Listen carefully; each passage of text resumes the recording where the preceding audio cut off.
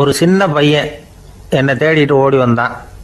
ஒரு கதை சொல்லுங்கன்னா, சொந்தமாக எதுவும் தெரியாதே என்ன, உங்களுக்கு சொந்தமாக எதுவும் தெரியாதுன்னு எனக்கும் தெரியும் அப்படின்னா. இந்த பையன் அடிக்கடி என்கிட்ட வந்து கதை கேட்குறவன், அதனால் என்னோட ரகசியம்லாம் அவனுக்கு அத்துப்படி. அதனால தான் அவ்வளவு தெளிவாக அடித்து விட்றான்.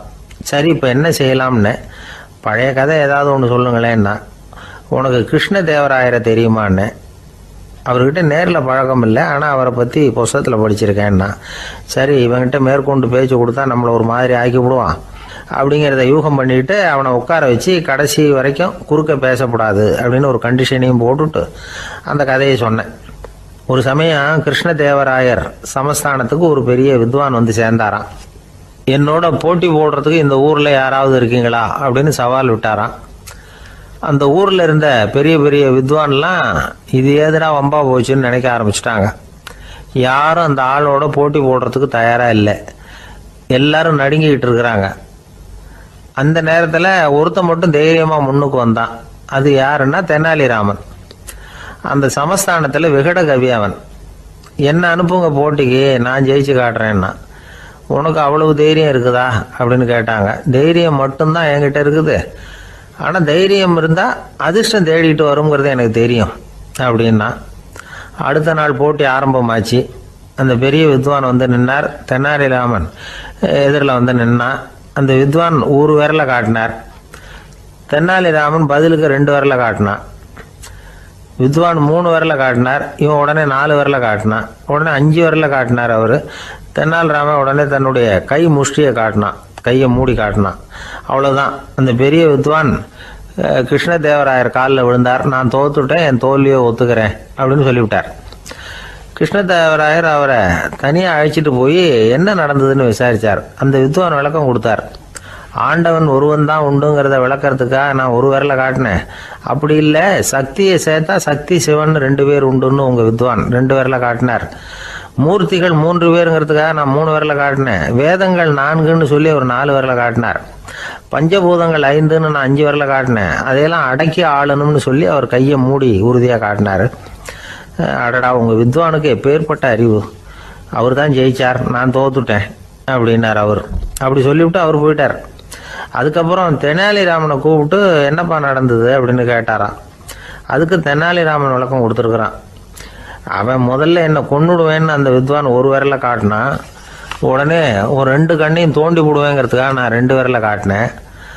உனக்கு நாமம் போட்டுருவேன்னு சொல்லி 3 விரலை காட்டினான். அதை அழிச்சிருவேன்னு 4 விரலை காட்டினேன். உன்னை அரைஞ்சிருவேன்னு அவன் 5 விரலை காட்டினான். நான் உங்களை குத்தி போடுவேன்னு சொல்லி கையை மூடி காட்டினேன் அப்படின்னா. இப்போ பாருங்க, ஜெயிச்சது யார்? தைரியம் மட்டும் இருந்துட்டா அதிர்ஷ்டம் தானா தேடி வருங்கிறது எவ்வளவு உண்மையாக போச்சு. அதனால் நாம் எப்பவும் தைரியமாக இருக்கணும்னு சொல்லிவிட்டு என் எதிரில் கதை கேட்டுட்டு உட்காந்துருந்த சின்ன பையனை பார்த்தேன். அவன் என்னை நிமிர்ந்து பார்த்தான். அவன் தன்னோட கை கால் 2ஐயும் ஒரு மாதிரியாக என் முன்னால் தூக்கி 20 விரலை காட்டினான். எனக்கு ஒன்றும் புரியல. இதுக்கு என்னப்பா அர்த்தம்னு கேட்டேன். இதே கதையை இதுக்கு முன்னாடி என்கிட்ட 20 தடவை நீங்கள் சொல்லியிருக்கீங்கன்னு அர்த்தம் அப்படின்னா. ஒருத்தர் வேகமாக நடந்து போகிறார். கடைத்தெருவில் ஒரு ஸ்வீட்டு கடையை பார்க்குறார். உடனே சடன் பிரேக் போட்டது மாதிரி நிற்கிறார். ஒரு ஸ்வீட் வாங்கி சாப்பிட்லாமேன்னு மனசு சொல்லுது.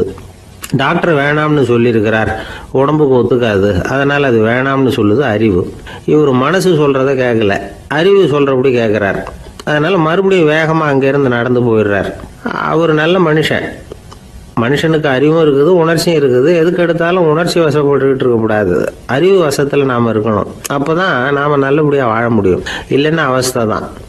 மகாபாரதத்தில் சந்தனுன்னு சொல்லி ஒரு அரசன் வர்றான். அவன் ஒரு சமயம் அறிவு வசப்படாமல் உணர்ச்சி வசப்படுறான். அதாவது ஒரு நாள் கங்கை கரையில் ஒரு அழகான பொண்ணை பார்க்குறான். இவனுடைய மனசு அவகிட்ட போயிடுது.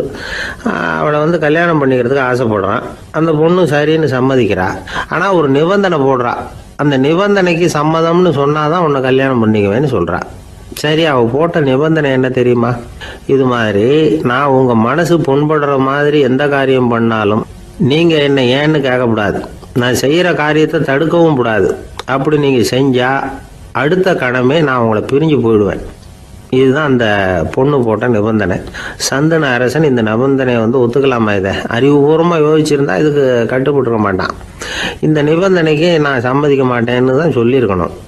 ஆனால் அவன் அந்த நேரத்தில் உணர்ச்சி வசத்தில் இருந்தான். அதனால் நீ என்ன சொன்னாலும் சரின்னு ஒத்துக்கிட்டான். அதில் கல்யாணம் பண்ணிக்கிட்டான். இதனால என்ன ஆச்சு?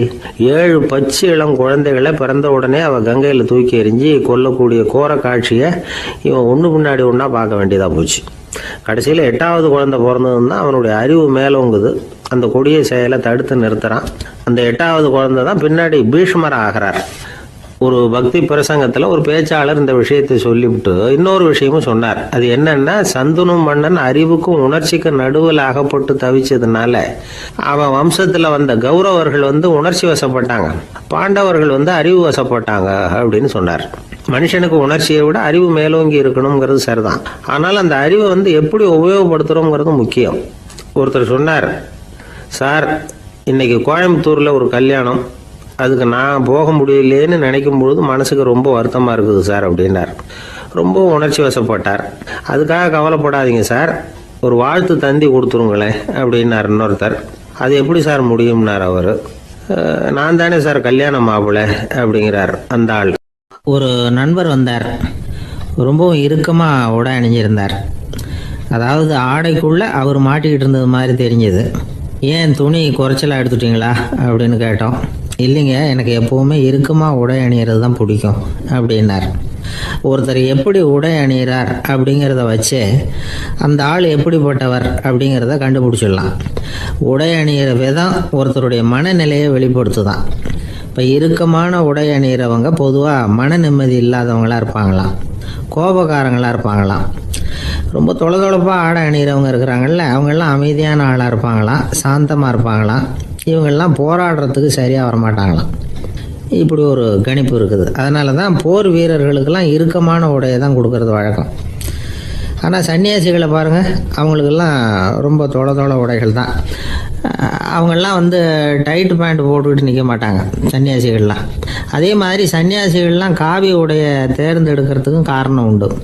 பல ஆண்டுகள் சோதனை செஞ்சு பார்த்துட்டு தான் சன்னியாசத்துக்கு காவி தான் சரி அப்படின்னு முடிவு பண்ணியிருக்கிறாங்க. இப்போ பௌதீக விஞ்ஞானப்படியும் அதுதான் சரி. அதாவது சூரிய ஒளியில் 7 வண்ணங்கள் உண்டு.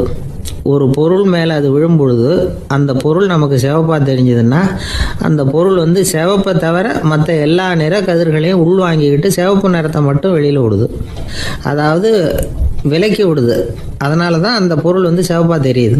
உடல் ஆரோக்கியத்துக்கு ஓரளவு சிவப்பு தேவைப்படுது. அதனால தான் காவி உடை அணிஞ்சால் சூரிய ஒளி ஓரளவு சிவப்பை விலக்கிவிடும். அதாவது சிவப்பின் பலனும் கிடைக்கும், இந்த சிவப்பின் கெடுதலும் இல்லை அப்படின்னு யோசனை பண்ணாங்க. காவி உதய வேளையின் நிறம். கீழ் வானத்தில் கதிர் உதிக்கிற வேளையில் முதல் ஒளி தோன்றுகிற நேரத்தில் காவி நிறம் தான் கசியும். தியானம் செய்கிறப்போ முதல்ல காணக்கூடிய ஒளி காவி நிறம் தான். தியானத்தின் உச்ச நிலையின் நிறம் நீலம். தியானம் காவி நிறத்தில் ஆரம்பமாகி நீல நிறத்தில் நிறைவடைகிறது அப்படிங்கிறார் ஓஷோ. நீலம் தியான சிகரம், காவி தியான ஆரம்ப குறியீடு, ஒரு சன்னியாசியின் ஆரம்ப தரிசனம் அப்படிங்கிறார் அவர். ஒருத்தர் நாள் பூரா காவி உடைய அணிஞ்சிருந்தா அந்த நிறம் அவருக்கு தியானத்தை பற்றிய நினைவை ஊட்டிக்கிட்டே இருக்கும். இப்படியே ஆடைக்கும் தியானத்துக்கும் இடையில ஒரு தொடர் ஏற்படுது. ஒரு துறவியின் உள்ளார்ந்த பண்பாக அது மாறுது. கடை வீதியில் ஒரு பொருள் வாங்க போகிறோம், அது மறந்துடக்கூடாதுங்கிறதுக்காக ஞாபகம் முடிச்சு போட்டுக்கிறோம். அந்த முடிச்சுக்கும் பொருளுக்கும் தொடர்பு இல்லை. ஆனால் கடை வீதிக்கு போன உடனே அந்த முடிச்சு அந்த பொருளை ஞாபகப்படுத்துது. அதாவது அந்த முடிச்சு ஒரு தொடர்பு அம்சமாக அமையுது. அது மாதிரி தான் காவி உடையும். ஒரு துறவி நடக்கும் பொழுது, சாப்பிடும் பொழுது, குளிக்கும் பொழுது அவருடைய காவி உடை அவருக்கு ஞாபகப்படுத்திக்கிட்டே இருக்கும். அது ஒரு நிலைப்படுத்தப்பட்ட நினைவாக ஞாபகம் முடிச்சாக மாறிடுது. காவி ஆடை இல்லைன்னா ஒருத்தரால் துறவியாக முடியாதுன்னு அர்த்தம் இல்லை. அதே நேரத்தில் காவி ஆடையால் ஒன்றும் பிரயோஜனம் இல்லை, அதில் ஒன்றும் அர்த்தம் இல்லை அப்படின்னு சொல்லிட முடியாது. இதுதான் உண்மை. இவ்வளவு தூரம் காவி ஆடையை பற்றி சொல்கிறதுனால எல்லாரும் சன்னியாசியாக போயிடுங்கோ அப்படின்னு நாம் சொல்கிறதாக யாரும் நினச்சிடக்கூடாது. மனசுக்கும் நிறத்துக்கும் உள்ள சம்பந்தத்தை தெரிஞ்சுக்கிறதுக்காக தான் இவ்வளவும். நமக்கு தெரிஞ்ச நண்பர் ஒருத்தர் இருக்கிறார், ஆஃபீஸில் வேலை பார்க்குறவர். ஒவ்வொரு மாதமும் 20ஆம் தேதிக்கு பிறகு அவரை போய் பார்த்தீங்கன்னா காவி உடை அணிஞ்சிக்கிட்டு கண்ணை மூடிக்கிட்டு கை ரெண்டையும் விரித்து வச்சுக்கிட்டு தியானத்திலேயே உட்காந்துருப்பார். ஏன் இப்படி பண்ணுறீங்கன்னு கேட்டேன். அதாவது 20ஆம் தேதிக்கு பிறகு என் கையில் ஒரு பைசா கூட கிடையாது, ஒரு சன்னியாசி லெவலில் இருக்கிறேன், என்கிட்ட எதுவும் செலவுக்கு கேட்காத அப்படின்னு என் மனைவிக்கு நான் சூக்காக உணர்த்துறதுக்காக அப்படி உட்காந்துருப்பேன் அப்படின்னு விளக்கம் கொடுக்குறார் அவர். ஒரு சராசரி மனிதனுடைய இயல்பு என்ன? இன்பம் வந்தால் துள்ளி குதிப்பான், துன்பம் வந்தால் சோர்ந்து போய் ஒரு மூலையில் உட்காந்துருவான். இவன் தான் சராசரி மனிதன். ஆனால் ஒருத்தன் இன்பம் வந்தால் அதுக்காக மகிழ்ச்சி அடையிறதில்ல, துன்பம் வந்தால் அதுக்காக சோர்ந்து போகிறதில்ல அப்படின்னு வச்சுக்கோங்க. அப்படி இருந்தால் அவன் சாதாரண ஆள் கிடையாது. ஒரு ஊரில் ஒரு ஞானி இருந்தார். அவரை தேடிட்டு ஒரு பெரியவர் வந்தார். ஐயா, ஞானத்தில் சிறந்த ஞானம் எது அப்படின்னு கேட்டாராம். இதுக்கு அந்த ஞானி என்ன பதில் சொன்னார் தெரியுமா?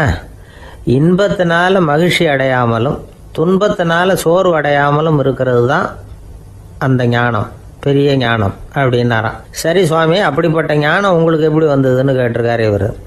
அதை நான் ஒரு கழுதைகிட்ட இருந்து கற்றுக்கிட்டேன் அப்படின்னாராம் அவர். இவருக்கு ஒன்றும் புரியல, ஒரு மாதிரியாக முழிச்சிருக்கிறார். இதை அவர் புரிஞ்சுக்கிட்டார். நீங்கள் நாளைக்கு காலையில் நம்முடைய ஆசிரமத்துக்கு வாங்க, புரிய வைக்கிறேன்னாராம். சரின்னு அவர் போயிட்டார். மறுநாள் காலையில் ஆசிரமத்துக்கு வந்து சேர்ந்தார். ஞானி அவரை கூப்பிட்டு உட்கார வச்சார். வாங்க, வந்து இப்படி உட்காருங்க, கொஞ்ச நேரத்தில் இந்த வழியாக ஒரு கழுதை போகும், அதை கவனித்து பாருங்கன்னாரா. இவருக்கு இன்னமும் ஒன்றும் புரியாமல் போச்சு, ஒரே குழப்பம். இருந்தாலும் அந்த ஞானி சொன்னது மாதிரியே உட்காந்துருக்கிறார். கொஞ்ச நேரத்தில் அந்த வழியாக ஒரு கழுதை போச்சு. அது முதுக நிறைய அழுக்கு மூட்டைகள், அதை சுமந்துக்கிட்டு போகுது. ஒரு சலவை தொழிலாளி அதை ஓட்டிகிட்டு போகிறார். கொஞ்சம் தூரத்தில் ஒரு ஆறு இருக்குது. அங்கே போய் துணியெல்லாம் சுத்தப்படுத்திக்கிட்டு சாயந்தரமாக திரும்பி இந்த வழியாகவே வருவாங்க.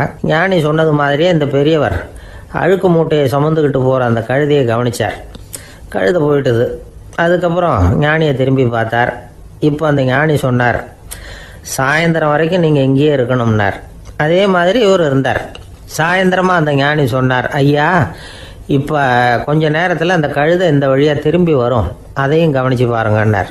இவரும் கவனித்து பார்க்குறார். கழுதை வந்தது. அது முதுகில் சலவை செய்யப்பட்ட துணி மூட்டை, அது பாட்டுக்கு சுமந்துக்கிட்டு போய்கிட்டு இருக்குது. பெரியவருக்கு ஒன்றும் புரியல, பொறுமை இழந்துட்டார். சரி சுவாமி, இந்த கழுதைக்கும் உங்கள் ஞானத்துக்கும் என்ன சம்பந்தம் அப்படின்னார். இப்போ அந்த ஞானி விளக்கினார். ஐயா, இந்த கழுதை இதே மாதிரி தினமும் காலையில் அழுக்கு மூட்டைகளை சுமந்துக்கிட்டு ஆற்றுக்கு போகுது, மாலையில் வெண்மையான சுத்தமான துணிகளை சுமந்துக்கிட்டு திரும்பி ஊருக்கு போகுது. காலையில் இது போகும் பொழுது முதுகில் அழுக்கு மூட்டைகளை சுமந்துக்கிட்டு போகிறோமேங்கிற வருத்தமும் அதுக்கு கிடையாது. சாயந்தரம் திரும்பி வரும்பொழுது சுத்தமான துணிகளை சுமந்துக்கிட்டு வர்றோமேங்கிற மகிழ்ச்சி அதுக்கு இல்லை. இதை பார்த்து தான் நானும் அது மாதிரி ஞானத்தை கற்றுக்கிட்டேன் அப்படின்னாராம். அதனால் யார் கற்றுக் கொடுக்குறாங்க அப்படிங்கிறத விட எதை கற்றுக்கிறோம் அப்படிங்கிறது தான் முக்கியம். ஒரு சினிமா பார்க்குறோம், ஒரு அருவி கொட்டுறது மாதிரி காட்சி வருது, தண்ணீர் வழியுது. படம் முடிஞ்சதும் பார்த்தீங்கன்னா அந்த திரை என்ன நனைஞ்சு போயாருக்கும். ஒரு தீப்பிடிச்சு எரியிற காட்சியே சினிமாவில் பார்க்குறீங்க, காட்சி முடிஞ்சதும் அந்த வெண் திரையே கருகி போயாருக்கும். படத்தில் வர்ற தண்ணீரும் நெருப்பும் அந்த திரையை பாதிக்கிறது இல்லை.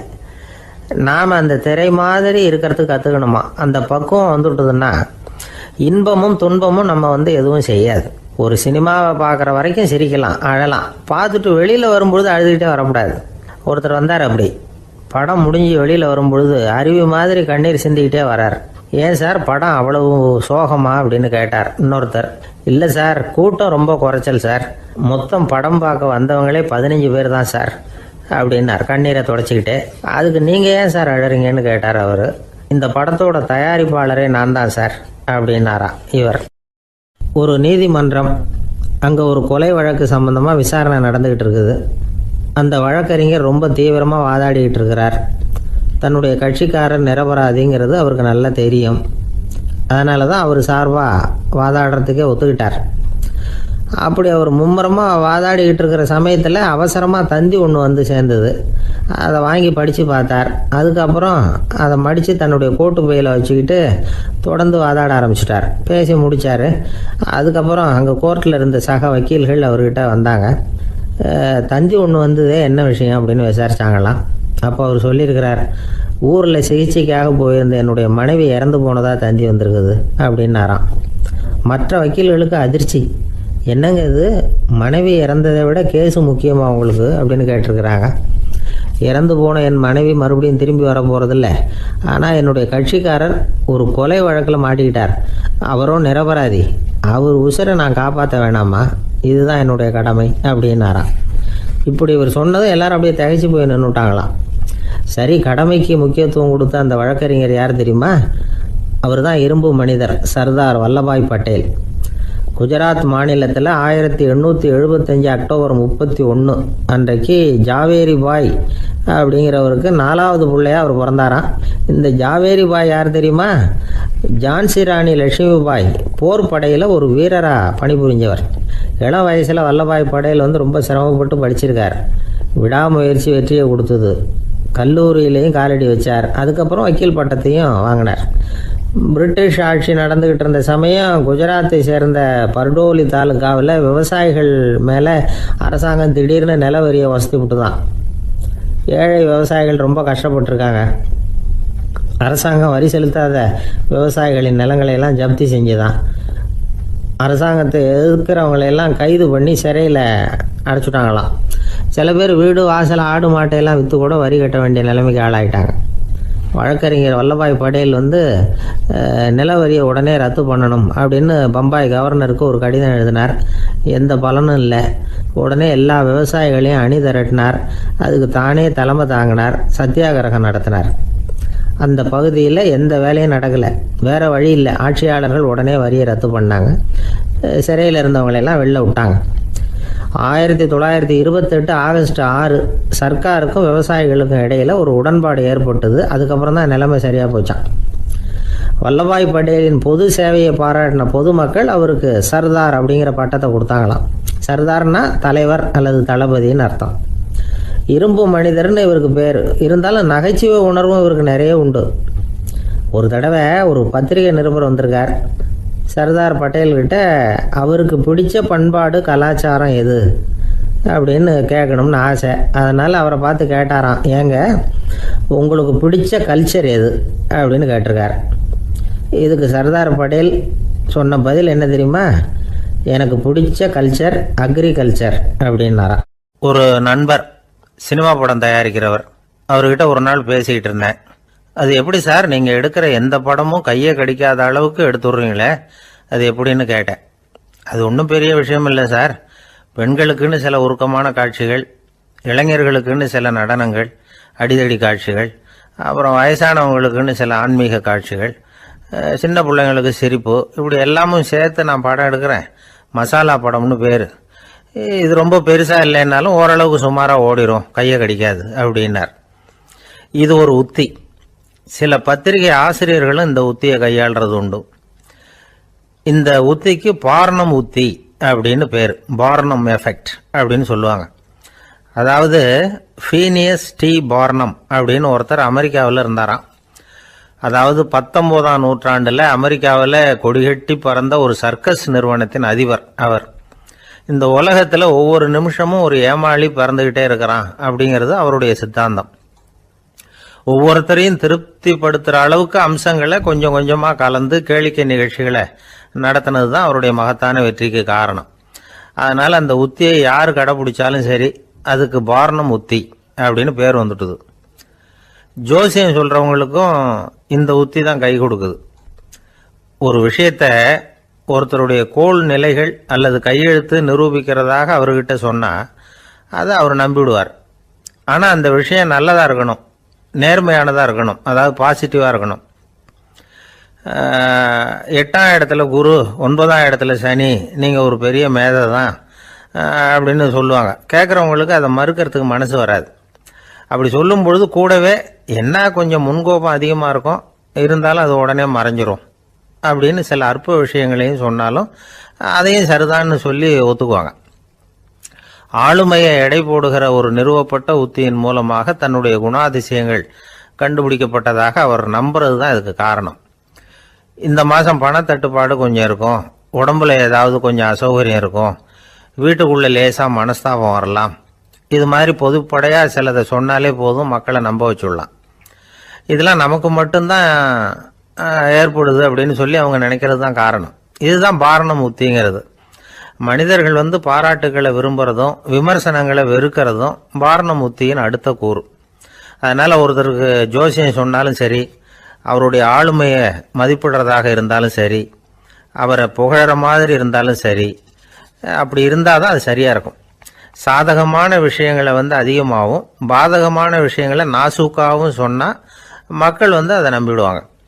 ஒருத்தரை கருமின்னு சொன்னால் ஏற்றுக்க மாட்டார்.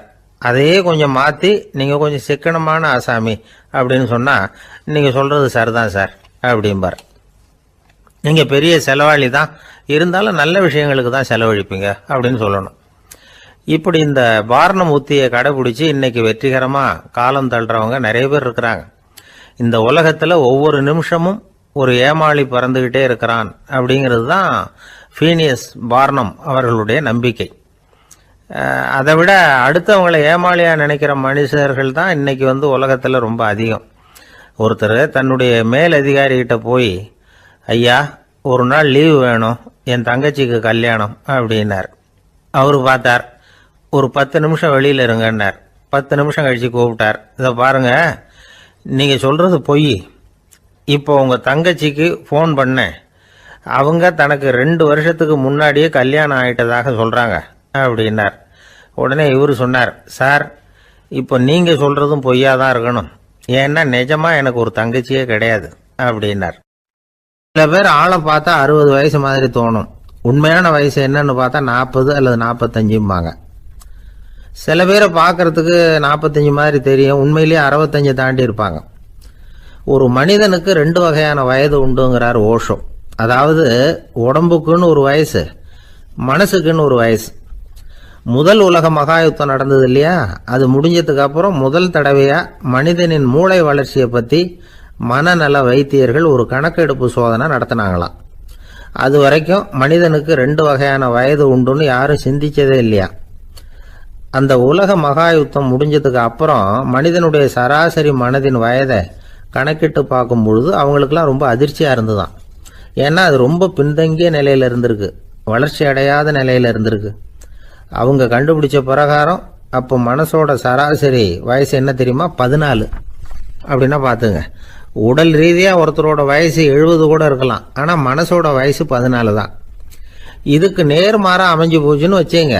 அதாவது ஒருத்தருக்கு உண்மையிலேயே 14 வயசு, அதாவது உடலோட வயசு 14, அவரோட மனசின் வயசு 70ன்னு வச்சுக்கோங்க. இப்படி அமைஞ்சுட்டுதுன்னா அவர் சீக்கிரம் ஞானத்தன்மை அடைஞ்சிருவார் அப்படின்னு அர்த்தம். இப்போ நமக்கெல்லாம் உடம்போட வயசு மனசோட வயசு ரெண்டும் ஒன்றா இருந்துட்டா அதுவே போதும், அதுவே பெரிய விஷயம். இப்போ எமர்சன் கிட்ட போய் ஒருத்தர் கேட்டாரா, உங்கள் வயசு என்ன அப்படின்னு. அவர் உடனே பதில் சொல்லியிருக்கார், 360 வருஷம் அப்படின்னாராம். கேட்டவர் குழம்பி போயிட்டார். அவர் என்ன சொல்கிறாரு, 360 வயசா? என்ன நம்ம காதில் தான் சரியாக விழலையா? எமர்சன் எப்பவும் உண்மையை பேசுகிற ஒரு சிறந்த அறிவாளி, அவர் இப்படிலாம் பொய் சொல்ல மாட்டாரே அப்படின்னு ஒரு யோசனை பண்ணிக்கிட்டே இவர் மறுபடியும் அவர் கிட்ட போனாராம். ஐயா நீங்கள் சொன்னது சரியாக என் காதில் விழலை, அதனால் மறுபடியும் கேட்குறேன், உங்கள் வயசு என்ன அப்படின்னாராம். எமர்சன் மறுபடியும் சொல்லியிருக்கிறார், 360 வருஷம்னு. வந்தவருக்கு உண்மையிலேயே அதிர்ச்சியாக போட்டுது. அதுக்கப்புறம் மெதுவாக ஆரம்பிச்சாராம், ஐயா நீங்கள் சொல்கிறத என்னால் ஏற்றுக்க முடியாது, எப்படி பார்த்தாலும் இப்போ உங்களுக்கு வயசு ஒரு 60க்கு மேலே இருக்காதுன்னு நினைக்கிறேன் அப்படின்னாராம். நீங்கள் சொல்கிறது சரிதான், அது என் உடம்போட வயசுன்னாராம் எமர்சன். அப்படின்னா ஏற்கனவே நீங்கள் சொன்னது அப்படின்னு கேட்டிருக்காரு, அது என் மனசோட வயசு அப்படின்னாராம். நம்மளை பொறுத்த வரைக்கும் அறிவு தூசு படிஞ்சிருக்கு, அது மாதிரியே அன்பும் மாசுபட்டிருக்கு. இது ரெண்டையும் சுத்தம் பண்ண வேண்டியிருக்குது, அப்போ தான் நாம் சரியான வயசில் வாழ முடியும். ஒரு ஆசாமி இருக்கிறார், அவருக்கு உடம்போட வயசு அதிகம், மனசோட வயசு ரொம்ப குறைச்சல், குழந்தை மாதிரி. அவர் ஒரு ஆஸ்பத்திரியில் படுத்திருக்கிறார். நர்சம்மா எல்லாருக்கும் மருந்து கொடுத்துட்டு போகிறாங்க. கொஞ்ச நேரம் கழித்து திரும்பி வந்தாங்க. அப்போ இவர் அந்த அம்மாவை கூப்பிட்டு சொல்கிறார், இதை பாருங்கள் சிஸ்டர், நீங்கள் எல்லாருக்கும் சின்ன சின்ன மாத்திரையாக கொடுத்துட்டு எனக்கு மட்டும் நீளமான மாத்திரையாக கொடுத்துட்டீங்க, முழுங்கிறதுக்கு ரொம்ப கஷ்டமாக போச்சு, இனிமேல் எனக்கும் சின்ன மாத்திரையாக கொடுங்க சிஸ்டர் அப்படின்னாராம். அந்த அம்மா உடனே அதிர்ச்சியாகி தலையில் அடிச்சுக்கிட்டாங்களாம். நான் கஷ்டப்பட்டு மாத்திரையை முழுங்கினத்துக்கு நீங்கள் ஏமா தலையில் தட்டிக்கிறீங்க அப்படின்னு கேட்டிருக்காரு இவர். இதுக்கு அவங்க சொல்லியிருக்கிறாங்க, நான் உங்களுக்கு கொடுத்துட்டு போனது மாத்திரை இல்லைங்க, அது தெர்மாமீட்டர் அப்படின்னாங்களாம். ஒருத்தர் ஓடி வந்தார், இன்னொருத்தரை பார்த்து, சார் உங்கள் சைக்கிளை ஒரு நாள் இரவல் கொடுங்களேன், பக்கத்து ஊருக்கு போயிட்டு வர வேண்டியிருக்கு அப்படின்னார். இவர் சைக்கிளை கொடுத்து பத்திரமா கொண்டுட்டு போங்கன்னார். சார், இதை பத்திரமா கொண்டு போகிறேன், கவலையே வேணாம், ஏன்னா இது உங்களோட சைக்கிள் அப்படின்னு நான் நினைக்கல, என்னோட சைக்கிளாக நினைக்கிறேன் அப்படின்னார். அதுக்கப்புறம் தான் இவருக்கு உண்மையாகவே பயம் வந்துட்டுது. ஏன்னா அவர் சொன்னது மாதிரி அதை தன்னோட சைக்கிளாகவே நினச்சி தள்ளிட்டு போட்டால் என்ன பண்ணுறது? எது எதை நம்முடையதா நினைக்கணுங்கிறதுக்கு ஒரு வரையறை இருக்குது. சில பேர் ஆஃபீஸையே வீடாக நினச்சி விடுறது உண்டு. அப்படிப்பட்டவங்க கூட வீட்டை ஆஃபீஸாக நினைக்கிறது இல்லை. ஏன்னா வீட்டில் இவர் ஆஃபீஸராக நடந்துக்க முடியறதில்ல. இதெல்லாம் ஒரு பக்கம் இருக்கட்டும், இப்போ விஷயத்துக்கு வருவோம். பொறியியல் மேதை டாக்டர் விஸ்வேஸ்வரய்யா இருந்தார் இல்லையா, பாரத ரத்னா விருதெல்லாம் கொடுத்தாங்களே. ஆஃபீஸ் வேலை வேற, சொந்த வேலை வேற அப்படிங்கிறதுக்கு ஒரு உதாரணமாக இருந்தவர் அவர். மைசூர் மகாராஜா கிட்ட திவானா இருந்தார். அவர் ஒரு நாள் அரசாங்க வேலை காரணமாக வெளியூர் போயிருந்தார். ஹாசன்கிற ஊருக்கு பக்கத்தில் ஒரு பயண மாளிகை, அங்கே தங்கிவிட்டார். ராத்திரி அங்கே தங்கி இருந்துட்டு விடிஞ்சதும் ஊருக்கு திரும்புறதாக திட்டம். ராத்திரி தூங்குறதுக்கு ரொம்ப நேரம் ஆயிட்டுது. ரொம்ப நேரம் வரைக்கும் அரசாங்க சம்பந்தப்பட்ட வேலைகளையே பார்த்துக்கிட்டு இருக்கிறார்.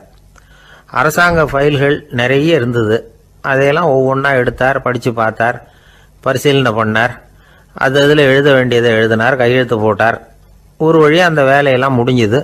அதுக்கப்புறம் என்ன பண்ணார்னா, தன்னுடைய சூட்கேஸை திறந்தார்.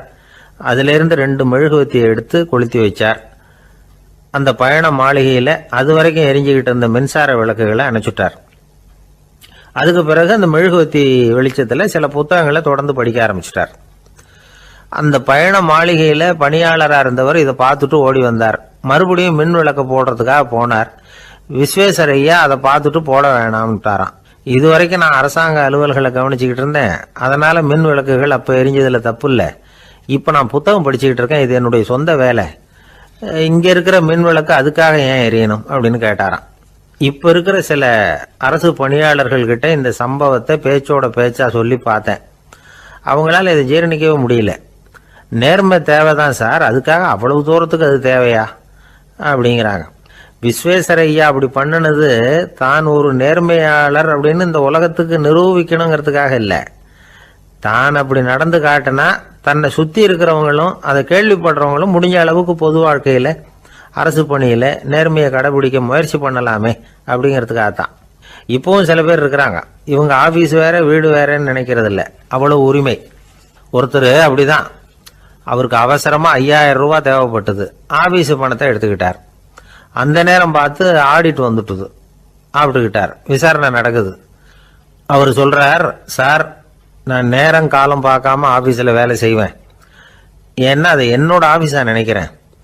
அவசரத்துக்கு அந்த பணத்தை எடுத்தேன், மறுபடியும் வச்சுடலாம்னு தான் இருந்தேன், அதுக்குள்ளே இப்படி ஆகிட்டுது. நீங்கள் என்ன நினச்சாலும் சரி, நான் ஆஃபீஸ் வேற வீடு வேற அப்படின்னு நினைக்கிறது இல்லை, அது என்னோட சுபாவம் அப்படின்னார். விசாரணை பண்ணவர் தீர்ப்பு வழங்கினார். உங்கள் சுபாவத்துக்கு மதிப்பு கொடுத்து நானும் தீர்ப்பு வழங்குறேன். நீங்கள் கொஞ்ச நாள் ஜெயிலில் இருந்துட்டு வாங்க, அது உங்களுக்கு கஷ்டமாக இருக்காதுன்னு நினைக்கிறேன். ஏன்னா அங்கே போனாலும் நீங்கள் உங்கள் சுபாவப்படி வீடு வேற ஜெயில் வேறன்னு நினைக்க மாட்டீங்க அப்படின்னாராம். ஒரு நண்பர் யாருக்கோ ஃபோன் பண்ணிட்டு இருந்தார். அவர் பேசி முடித்ததும் நான் அவரை பார்த்து, இப்போ ஃபோன் பண்ணீங்களே அந்த ஃபோன் நம்பர் என்ன அப்படின்னு கேட்டேன். அவர் தலையை சொரிஞ்சுக்கிட்டார், ஞாபகம் வரலன்னார். சரி சார், அதை விடுங்க, உங்கள் மனைவி பேர் என்ன அப்படின்னு கேட்டேன். மாலதின்னார். என்ன சார் இது வேடிக்கை, கொஞ்ச நேரத்துக்கு முன்னாடி பேசின ஃபோன் நம்பர் மறந்து போச்சு, எப்போவோ கல்யாணம் பண்ணிக்கிட்ட மனைவி பேர் மறக்கலை, அதை கரெக்டாக சொல்லிவிட்டீங்களே அப்படின்னு கேட்டேன். அவர் என்ன ஒரு மாதிரியாக பார்த்தார். அவர் அப்படி என்னை பார்த்ததில் ஒன்றும் தப்பு இல்லை, ஏன்னா நாம் எல்லாருமே அப்படித்தானே, ஒரு குறிப்பிட்ட காரியத்துக்காக தொலைபேசியில் ஒருத்தட்ட பேசுகிறோம், அதுக்கப்புறம் அந்த எண் நமக்கு அனாவசியம், அதனால் மறந்துடுறோம். இதுக்கு பேர் தான் தற்காலிக ஞாபகம். ஆனால் மனைவி பேரை மறந்துட முடியுமா? முடியாது. அது அவசியமான ஒன்று. அடிக்கடி அந்த பேரை உபயோகப்படுத்துகிறோம், அதனாலேயும் அது முக்கியங்கிறதுனாலேயும் அதை மறக்கிறது இல்லை. இதுக்கு பேர் நிரந்தர ஞாபகம். சரி, இந்த தற்காலிக ஞாபகம் நிரந்தர ஞாபகம், இது 2 ஞாபக அளவுகளையும் கட்டுப்படுத்துறது எது அப்படின்னா மூளைக்குள்ள நடக்கிற மின்சார நடவடிக்கைகள் தான். தற்காலிக ஞாபகம் ஒரு மின்னல் மாதிரி தோன்றி மறையுது. நிரந்தர ஞாபகம் ஒரு படிவம் போல மூளையில படிஞ்சுடுது. ஒரு சம்பவத்தின் பல பிரதிகள் மூளையில் பல்வேறு பகுதிகளிலேயும் படியறதுனால ஒன்று மறைஞ்சாலும் மறந்தாலும் இன்னொன்று மறையறதில்ல. இப்படிப்பட்ட நிலைமையில தான் இந்த தொண்டையில் இருக்கு வாயில் வரமாட்டேங்குது சார் அப்படிமா. ஒருத்தருக்கு எந்த துறையில் ஆர்வமும் ஈடுபாடும் அதிகமோ அது சம்பந்தமான ஞாபக சக்தி அதிகமாக இருக்கும். தொழிலை விரும்புகிற ஒரு டெலிஃபோன் ஆபரேட்டருக்கு எண்கள்லாம் நல்ல ஞாபகம் இருக்கும். அது மாதிரி கவிஞர்களுக்கு வார்த்தைகள் நல்ல ஞாபகத்தில் இருக்கும். இது ஒரு பக்கம் இருந்தாலும் ஒரு மூளை எண்களை விட எழுத்துக்களை விட படங்களை ரொம்ப சுலபமாக ஞாபகத்தில் வச்சுக்குது. புரிஞ்சுக்கிற தன்மை, அனுபவம், புத்தி கூர்மை இது கூடி குறையிறத பொறுத்து ஞாபக சக்தியும் ஏறும் இறங்கும். இப்போ உதாரணத்துக்கு ஒரு பையனுக்கு படித்தது எதுவும் ஞாபகத்தில் இல்லைன்னா அவன் அதை சரியாக புரிஞ்சுக்கலன்னு அர்த்தம். இந்த மறதிங்கிறது எந்த சமயத்தில் ஒரு பிரச்சனை ஆகுது தெரியுமா? உங்களுக்கு வேண்டியப்பட்ட ஒருத்தரை ஞாயிற்றுக்கிழமை சாயந்தரம் சரியாக 5 மணிக்கு கடற்கரைக்கு வர சொல்லிவிட்டு அந்த நேரத்தை மறந்துட்டா அது பரவாயில்ல, வர சொன்னதையே மறந்துட்டாதான் நிலைமை மோசம்னு அர்த்தம். இப்படி இருந்தா இது சிகிச்சை எடுத்துக்க வேண்டிய நிலைமைங்கிறத புரிஞ்சுக்கணும். ஆமா, இதுக்கும் மருந்து இருக்கு. ஆனா மூளை குறிப்பிட்ட அளவுக்கும் கீழே இயங்குறப்போவோ இன்னொன்னு சொல்லுவாங்க, இந்த நியூரோ டிரான்ஸ்மிட்டர் அப்படின்னு சொல்லுவாங்க. அப்படிங்கிற மூளை ரசாயனம் ரொம்பவும் குறைஞ்சி போறப்போ மட்டும்தான் உபயோகப்படும். டாக்டர் என்ன சொல்றாங்க தெரியுமா? மூளையை பொறுத்த வரைக்கும் அதுல ஞாபக சக்தி அதிகமா உள்ள மூளை, மறதி உள்ள மூளை அப்படின்னு ஒன்றும் கிடையாது அப்படிங்கிறாங்க. நினைவு வச்சுக்கிறதுக்கு பயிற்சி அளிக்கப்பட்ட மூளை, பயிற்சியற்ற மூளை அப்படின்னு வேணும்னா சொல்லலாம் அப்படின்னு சொல்றாங்க. அதனால நம்ம ஞாபக சக்திங்கிறது நம்ம கிட்ட இருக்கிற பயிற்சி, முயற்சி இதை பொறுத்து தான் அமையும். ஒருத்தர் ஒரு பென்சிலை எங்கேயோ வச்சுக்கிட்டு தேடிக்கிட்டு இருந்தார். அப்புறம் என்னமோ தீவிரமா யோசனை பண்ணி அதை ஞாபகப்படுத்தி பார்த்துக்கிட்டு இருந்தாராம். எதிரில் உட்காந்துருந்தவர் சொன்னார், பென்சிலை தானே தேடிட்டு இருக்கீங்க, அது உங்க வலது காதில் இருக்குது சார் அப்படின்னாராம் அவரு. இதுக்கு அவரு சொல்லியிருக்காரு, பென்சிலை வலது காதில் தான் வச்சிருக்கேங்கிறது எனக்கு நல்லா ஞாபகம் இருக்கு, ஆனா எது வலது காதுங்கிறது தான் மறந்து போச்சு அப்படின்னாராம். அவர் அதை தான் யோசிச்சுட்டு இருந்திருக்கிறார். ஒருத்தர் ரொம்ப கவலையோட உட்காந்துருந்தார். எதை பத்தி சார் கவலைப்படுறீங்கன்னு கேட்டோம். எதிர்காலத்தை பத்தி கவலைப்படுறேன்னார். ஏன்னு கேட்டோம். என்ன பண்றதுன்னே தெரியல சார், எதிர்காலம் ஒரே இருட்டா இருக்கு, பாதையே புரியலன்னார். இன்னைக்கு நம்ம இளைஞர்கள் பல பேருக்கு எதிர்காலம் இருட்டா தான் தெரியுது. அவங்கெல்லாம் இந்த கதையை கொஞ்சம் கேட்கணும். ஒரு மலை அடிவாரத்தில் ஒரு சின்ன கிராமம். அந்த மலை ரொம்ப உயரமானது. அடர்த்தியா செடி கொடிகள் மரங்கள் அதில் மண்டி கிடக்குது. பகல் வேளையில் இருட்டாக தான் இருக்கும், அவ்வளவு அடர்த்தி. அந்த மலை உச்சியில் ஒரு கோவில். முத நாள் ராத்திரியே புறப்பட்டாதான் காலையில் அந்த கோயிலுக்கு போய் சேர முடியும். கிராமத்து இளைஞன் ஒருத்தன் அந்த மலை உச்சிக்கு போக வேண்டியிருந்தது. கையில் ஒரு விளக்கை எடுத்துக்கிட்டு முத நாள் ராத்திரியே புறப்பட்டான். புறப்பட்டு போனவன் கிராமத்து எல்லையிலேயே நின்றுட்டான். ஏன் தெரியுமா? அவன் கையில் இருந்த விளக்கோட வெளிச்சம் 10 அடி தூரத்துக்கு தான் தெரியுது. அது வரைக்கும் தான் பாதை தெளிவாக இருக்குது. அதுக்கு அப்பால எல்லாம் ஒரே இருட்டாக இருக்குது, பாதை புரியல. இவன் யோசனை பண்ணி பார்த்தான். மனசுக்குள்ள ஒரு சந்தேகம். 10 அடி தூரம் தானே வெளிச்சம் தெரியுது, அப்படின்னா நாம் 10 அடி தூரம் தானே போக முடியும். அதுக்கு அந்தாண்ட ஒரே இருட்டாக இருக்குது, அதில் எப்படி நாம் நடந்து போகிறது? நாம் ரொம்ப தூரம் நடந்து போய் ஆகணுமே. அப்படிப்பட்ட நினப்பெல்லாம் அவனுக்கு வந்துட்டுது. இதுதான் அவன் மனசில் ஏற்பட்ட தயக்கம். இப்படி யோசிச்சுக்கிட்டே அந்த இளம் ஆசாமி புறப்பட்ட இடத்துலயே நின்றுகிட்டு இருக்கிறான். அந்த சமயத்தில் ஒரு வயசான பெரியவர் அந்த பக்கமாக வந்தார். அவர் கையில் இதை விட சின்னதாக ஒரு விளக்கு வச்சிருந்தார். அது எப்படின்னா அது ஒரு 5 அடி தூரத்துக்கு தான் வெளிச்சம் காட்டுது. அவ்வளவு சின்ன விளக்கு. அவரும் மலை உச்சிக்கு போகிறதுக்காக தான் வந்துகிட்டு இருக்கிறார். அவரை பார்த்து இவன் கேட்டான், என்ன பெரியவரே, இவ்வளவு சின்ன விளக்க வச்சுக்கிட்டு அவ்வளவு தூரத்துக்கு எப்படி மலையேற போறீங்க அப்படின்னு கேட்டான். நீ ஏன் இப்படி தயங்கிட்டே நிற்கிறேன்னு கேட்டார் பெரியவர்.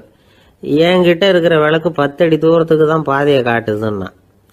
இப்போ பெரியவர் சொன்னார், தம்பி, உன் கையில் இருக்கிற விளக்கு கொடுக்குற வெளிச்சத்தை வச்சு நீ முதல்ல 10 அடி தூரம் முன்னாடி போ. 10வது அடியில் போய் நின்றுக்கிட்டு பாரு, மறுபடியும் ஒரு 10 அடி தூரத்துக்கு பாதை தெரியும். இப்படி உன் கையில் இருக்கிற விளக்கு தொடர்ந்து வெளிச்சம் காட்டிக்கிட்டே இருக்கும். நீ முன்னேற முன்னேற அந்த வெளிச்சமும் முன்னேறும். அதனால எத்தனை கிலோமீட்டர் தூரம் வேணும்னாலும் நீ இந்த 10 அடி தூரம் வெளிச்சத்தை வச்சுக்கிட்டே நீ போயிடலாம், புறப்படு அப்படின்னார். இப்போதான் அந்த பெரியவர் சொன்னது இளைஞனுக்கு பளிச்சுன்னு புரிஞ்சுதான். உடனே உற்சாகமாக புறப்பட்டான், உச்சிக்கு போய் சேர்ந்தான். இந்த கதையிலேருந்து நாம் புரிஞ்சுக்க வேண்டியது என்ன தெரியுமா? நீண்ட கால திட்டம் ஒன்று போடும் பொழுது நமக்கு முன்னாடி இருக்கிறத மறந்துட்டு மனசை போட்டு குழப்பிக்க கூடாது. உங்கள் கையில் என்ன இருக்கோ அதுலேயே உங்கள் எதிர்காலம் மறைஞ்சிருக்குது. கண் முன்னாடி தெரியறத வச்சு ஆரம்பிங்க, போக போக வழி தானா புலப்படும் அப்படிங்கிறார் ஒரு பெரியவர். பெரிய பயணங்களையெல்லாம் இப்படி தான் நடத்த வேண்டியிருக்கும். ஒவ்வொரு அடியாக எடுத்து வச்சா ஓடி போய் சேர்ந்து விடலாம். மலைச்சு போய் நின்றுட்டா நின்றுக்கிட்டே இருக்க வேண்டியது தான். நம்ம ஆள்லாம் ரொம்ப மோசமாக இருக்கிறாங்க. ஒருத்தன் அப்படி தான் நீண்ட தூர பிரயாணம் ஒன்று புறப்பட்டான். ரயில் போய்கிட்டே இருந்தது. கொஞ்ச தூரம் போச்சு, பாதி வழியில் கையில் வச்சுருந்த டிக்கெட்டை காற்றுல விட்டுட்டான். ஐயோ, என் டிக்கெட்டு போயிட்டுதே அப்படின்னு கத்த ஆரம்பிச்சுட்டான். பக்கத்தில் இருந்த பெரியவர் அவனை பார்த்து பரிதாபப்பட்டு, கவலைப்படாத தம்பி, போனா போகுது, வேற டிக்கெட் வாங்கிக்கலாம் அப்படின்னு ஆறுதல் சொன்னார். அதுக்கு அவன் சொல்கிறான், சார், நான் அதுக்காக அழலை, அந்த டிக்கெட்டு கிடைச்சா தானே நான் எந்த ஊருக்கு போகணுங்கிறது எனக்கு தெரியும் அப்படிங்கிறான். ஒரு அம்மா, அவங்களுக்கு 35 வயசு இருக்கும். குடும்பத்தில் எந்த கஷ்டமும் இல்லை. இருந்தாலும் காரணம் இல்லாமல் பிள்ளைங்க பேரில் கோவப்படுறது, எரிஞ்சு விடுறது அவங்க வழக்கம். பிள்ளைங்க அழும். உடனே அவங்க மனசும் சங்கடப்படும். இன்னொரு அம்மா, நல்ல வேலையில் இருக்கிறவங்க, வாரத்துக்கு ஒரு தடவையாவது தலைவலி வந்துடும். இவங்களுக்கெல்லாம் உடம்புல எந்த கோளாறும் இல்லை, மனசு மட்டும் சரியாக இருக்காது. தூக்க மாத்திரை கையில் வச்சுருப்பாங்க. 30-35 வயசுடைய பெண்களுக்கு சர்வசாதாரணமாக காணப்படுகிற மனக்கோளாறு இது. இதுக்கு பேர் மனவாட்டம், டிப்ரெஷன், மனமடிவு அப்படின்னு சொல்லலாம். இந்த நோய்க்கு அறிகுறி என்ன தெரியுமா? மனசில் வருத்தமான உணர்வு இருக்கும். அடிக்கடி அழலாம் போல தோணும். முன்னால எல்லாம் எந்தெந்த செயலில் ஆர்வம் இருந்ததோ அதெல்லாம் குறைஞ்சிரும், அல்லது சுத்தமாகவே ஆர்வம் இல்லாமல் போயிடும். சில பெண்கள் இளம் வயசில் பக்கத்தில் இருக்கிறவங்க கிட்ட கலகலப்பாக பேசுவாங்க, வீட்டை அலங்கரிக்கிறதுல ஆர்வம் இருக்கும். இப்போ அதுல எல்லாம் ஆர்வம் இல்லாமல் போயிடும். எந்த வேலை செஞ்சாலும் சீக்கிரம் களைப்பு அடைஞ்சுடுறது மாதிரி ஆகிடும். நமக்கு யாருமே உதவியாக இல்லை, நம்ம எல்லாரும் கை விட்டுட்டாங்க போல இருக்குதே அப்படிங்கிற உணர்வுலாம் உண்டாகும். தன்னைத்தானே குறை சொல்லிக்குவாங்க. நாம் தப்பு பண்ணிவிட்டோம் போல இருக்குதே அப்படின்னு தோணும். குற்றம் பண்ணிட்டதா நினச்சி கஷ்டப்படுவாங்க. பசி இருக்காது, தூக்கத்தில் தொந்தரவு இருக்கும். அடிக்கடி செத்து போடலாங்கிற உணர்வு வரும். தற்கொலை பண்ணிக்கலாங்கிற எண்ணம் உண்டாகும். சில பேர் தற்கொலை முயற்சியில் கூட ஈடுபடுவாங்க. சில பேருக்கு பலவிதமான உடல் வலிகள் இருக்கும், பலவீனம் இருக்கும், சீக்கிரமாக களைப்படைஞ்சு போடுவாங்க. இதெல்லாம் மனவாட்ட நோய்க்கான தன்மைகள். இந்த மனவாட்டம், அதாவது டிப்ரெஷனை 2 வகையாக பிரிக்கலாமா. ஒன்று தானாக உண்டாக்கிக்கிறது, இன்னொன்று எதிர் விளைவை உண்டு பண்ணுகிற அல்லது நரம்பு சம்பந்தப்பட்ட டிப்ரெஷன். தானாக உண்டாக்கிக்கிற மனவாட்ட நோய் இருக்கு பாருங்க, அதுக்கு ஏதாவது சூழ்நிலை காரணமாக இருக்கலாம், அல்லது இல்லாமலும் போகலாம். மூளையில் டொப்பாமைன் அல்லது செரட்டோனின் இதோட அளவு குறையும் பொழுது இந்த டிப்ரெஷன் உண்டாகுது. இதுக்கு ஓரளவு பிறவி காரணங்கள் கூட இருக்கலாம். குடும்பத்தில் வேற சிலருக்கும் வரலாம். பாதிக்கப்பட்ட பெண்ணை பார்க்கறதுக்கு பலவீனமாக தெரியும், கடுமையான குற்ற உணர்வு இருக்கும், தனியாக இருக்கிறதுக்கு ஆசைப்படுவாங்க, நடு ராத்திரியில் எழுந்திரிச்சு உட்காந்து கஷ்டப்பட்டுக்கிட்டு இருப்பாங்க, கொடூரமான முறையில் தற்கொலை பண்ணிக்க முயற்சி பண்ணுவாங்க, தீ வச்சுக்கிறது, அமிலத்தை குடிக்கிறது, தூக்கில் தொங்குறது. இப்படி தானாக வரவழைச்சிக்கிற மனவாட்ட நோய் மறையக்கூடிய நோய். ஒரு தடவை வந்தால் 3லேருந்து 6 மாதம் வரைக்கும் நீடிக்கும். இடைப்பட்ட காலங்களில் நோயாளி இயல்பாக இருப்பார். எதிர் விளைவை உண்டு பண்ணுகிற அல்லது நரம்பு சம்பந்தப்பட்ட மனவாட்ட நோய் எப்படின்னா, கணவன் மனைவி, மாமியார் மருமகள், இப்படிப்பட்ட உறவு முறை பிரச்சனைகள், தோல்விகள், எரிச்சல்கள், ஆபீஸ் பிரச்சனை, இப்படிப்பட்ட சூழ்நிலையால் உண்டாகிறது. எல்லாத்துக்கும் மருந்து இருக்குது, மார்க்கம் இருக்குது, கவலைப்பட வேண்டியதில்லை, தைரியமாக இருக்கணும். உளவியல் மருத்துவம் இதுக்கு ரொம்ப உபயோகமாக இருக்கும். சில பெண்களை பாருங்கள், அவங்க எதுக்கும் அலட்டிக்கிறது இல்லை. ஒரு அம்மா அப்படி தான் தன்னுடைய கணவனை அழைச்சிக்கிட்டு ஒரு மனநோய் மருத்துவர்கிட்ட வந்தாங்க. டாக்டர், எங்கள் வீட்டுக்காரர் திடீர்னு ஒரு மாதிரி ஆயிட்டார், வித்தியாசமாக நடந்துகிறார். எப்படின்னா, இவர் தன்னையே ஒரு ஒட்டடை பூச்சியாக நினச்சிக்கிட்டு இருக்கிறார்.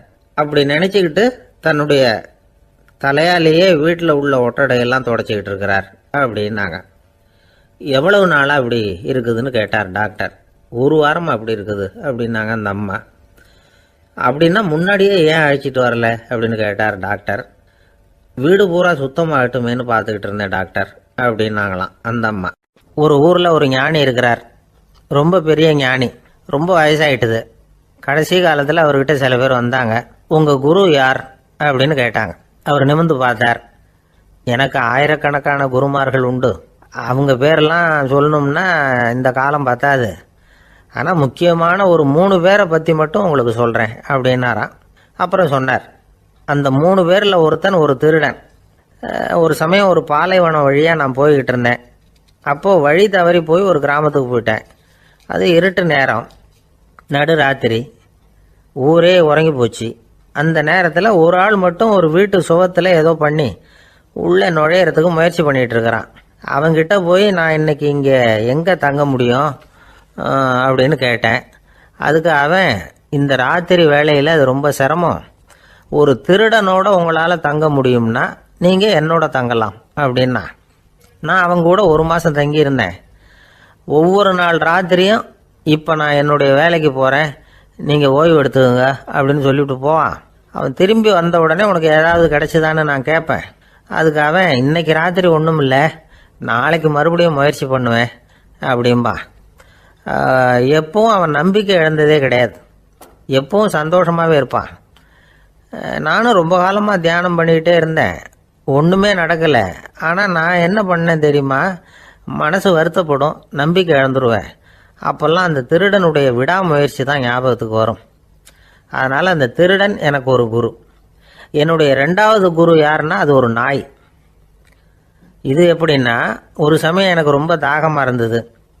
ஒரு நதியை நோக்கி போய்கிட்டு இருந்தேன். அப்போ ஒரு நாயும் வந்தது. அதுக்கும் தாகம். ஓடி வந்து ஆற்றை பார்த்தது. அதோட நிழல் வந்து ஆற்றுல தெரிஞ்சது. அதை பார்த்ததும் பயந்துட்டுது. அதாவது அது தன்னுடைய சொந்த உருவத்தையே கண்டு பயந்தது. அதை பார்த்து குறைக்குது, திரும்பி ஓடிச்சு. ஆனால் அதுக்கு தாகம் அதிகமாக இருந்ததுனால அது மறுபடியும் திரும்பி வந்தது. பார்த்தா மறுபடியும் தண்ணியில் நாயோட உருவம் தெரியுது. இப்படி சில தடவை பண்ணிச்சு. இருந்தாலும் கடைசியில் தண்ணியில் குதிச்சுட்டுது துணிஞ்சி. இப்படி குதித்த உடனே அதோட உருவமும் மறைஞ்சுட்டுது. இதை பார்த்தேன். நான் என்ன புரிஞ்சுக்கிட்டேன்னா, எவ்வளவுதான் பயம் இருந்தால் கூட ஒருத்தன் தைரியமாக காரியத்தில் இறங்கணும் அப்படிங்கிறத புரிஞ்சுக்கிட்டேன். இந்த போதனை அந்த நாய்கிட்ட இருந்து எனக்கு கிடைச்சிது. இது ஒன்று. அடுத்தது என்னுடைய 3வது குரு யாருன்னா அது ஒரு சின்ன குழந்தை. நான் ஒரு சமயம் ஒரு நகரத்துக்கு போனேன். அங்கே ஒரு குழந்தை எரிகிற மெழுகுவத்தி ஒன்று எடுத்துக்கிட்டு வந்தது. நான் அந்த குழந்தைய பார்த்து வேடிக்கையாக கேட்டேன், ஏன் பாப்பா, இந்த மெழுகுவத்தியை நீயாவே கொளுத்துனியா அப்படின்னு கேட்டேன். ஆமான்னுது அந்த குழந்தை. சரி, இந்த மெழுகுவத்தி முன்னாடி எரியாமல் இருந்தது, இப்போ எரியுது. இந்த மெழுகுவத்திக்கு வெளிச்சம் எங்கேருந்து வந்தது, அதை எனக்கு காட்ட முடியுமா அப்படின்னு கேட்டேன் அந்த குழந்தைகிட்ட. இதுக்கு அந்த குழந்தை சிரிச்சுக்கிட்டு அந்த மெழுகுவத்தியை ஊதி அணைச்சுட்டுது.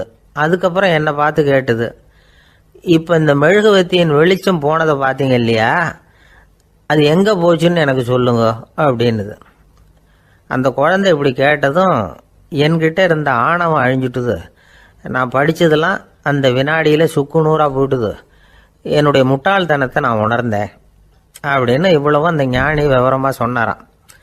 அதனால் நாம் இன்னார்கிட்டே இருந்து தான் இதை கற்றுக்கணுங்கிறது இல்லை, யாருக்கிட்டே இருந்தும் எதையும் கற்றுக்கலாம். நம்மால் ஒருத்தன் ஒரு நாய் வளர்த்துக்கிட்டு இருந்தான். அந்த நாய்க்கு வால் கிடையாது. யாரோ ஏற்கனவே வெட்டி எடுத்துட்டாங்க. இந்த நாய் தான் சார் எனக்கு குரு, அதுகிட்டே இருந்து கூட நான் பாடம் கற்றுக்கிட்டு இருக்கிறேன் அப்படின்னா. அப்படி என்ன கற்றுக்கிட்டேன் இந்த வால் இல்லாத நாய்கிட்டே இருந்து அப்படின்னு கேட்டோம். நாம் யாருக்கிட்டையும் வாலாட்டக்கூடாது அப்படிங்கிற பாடத்தை அதுகிட்டே இருந்து தான் நான் கற்றுக்கிட்டேன் அப்படின்னா. இந்த உலகத்தில் எவ்வளவோ உயிரினங்கள் இருக்குது, ஒவ்வொன்றும் ஒவ்வொரு விதமாக சண்டை போடுது. இப்போ 2 மாடு சண்டை போட்டுக்குதுன்னு வச்சுங்க, என்ன பண்ணும், 2 முட்டிக்கும். அதுக்கு சண்டை போடுறதுக்கு ஆயுதமாக உபயோகப்படுறது அதோட கொம்பு. 2 சேவல் சண்டை போட்டுக்குதுன்னு வச்சுங்க, அதுக்கு ஆயுதமாக உபயோகப்படுறது அதோட கால் நகம். காலால் தான் அது ஒன்றோட ஒன்று சண்டை போட்டுக்கும். ஆனால் 2 மனுஷன் சண்டை போட்டுக்கிறான்னு வச்சுங்க, இவன் இன்னதை தான் ஆயுதமாக உபயோகப்படுத்துவான்னு குறிப்பிட்டு சொல்ல முடியாது. கல்லை எடுப்பான், கத்தி எடுப்பான், துப்பாக்கி எடுப்பான், என்ன வேணாலும் பண்ணுவான். வாயால் திட்டுவான், கையால் அடிப்பான், காலால் உதைப்பான், சகலகலா வல்லவன். விலங்குகள்லாம் பொதுவாக வாயை சாப்பிட்றதுக்கு மட்டும்தான் உபயோகப்படுத்துது. ஆனால் இவனுக்கு சாப்பிட்றதுக்கும் அதுதான், சாப்பிட்டு விட்டு திட்டுறதுக்கும் அதுதான். ஆனால் ஒரு விஷயத்தில் மட்டும் கெட்டிக்கிறேன்.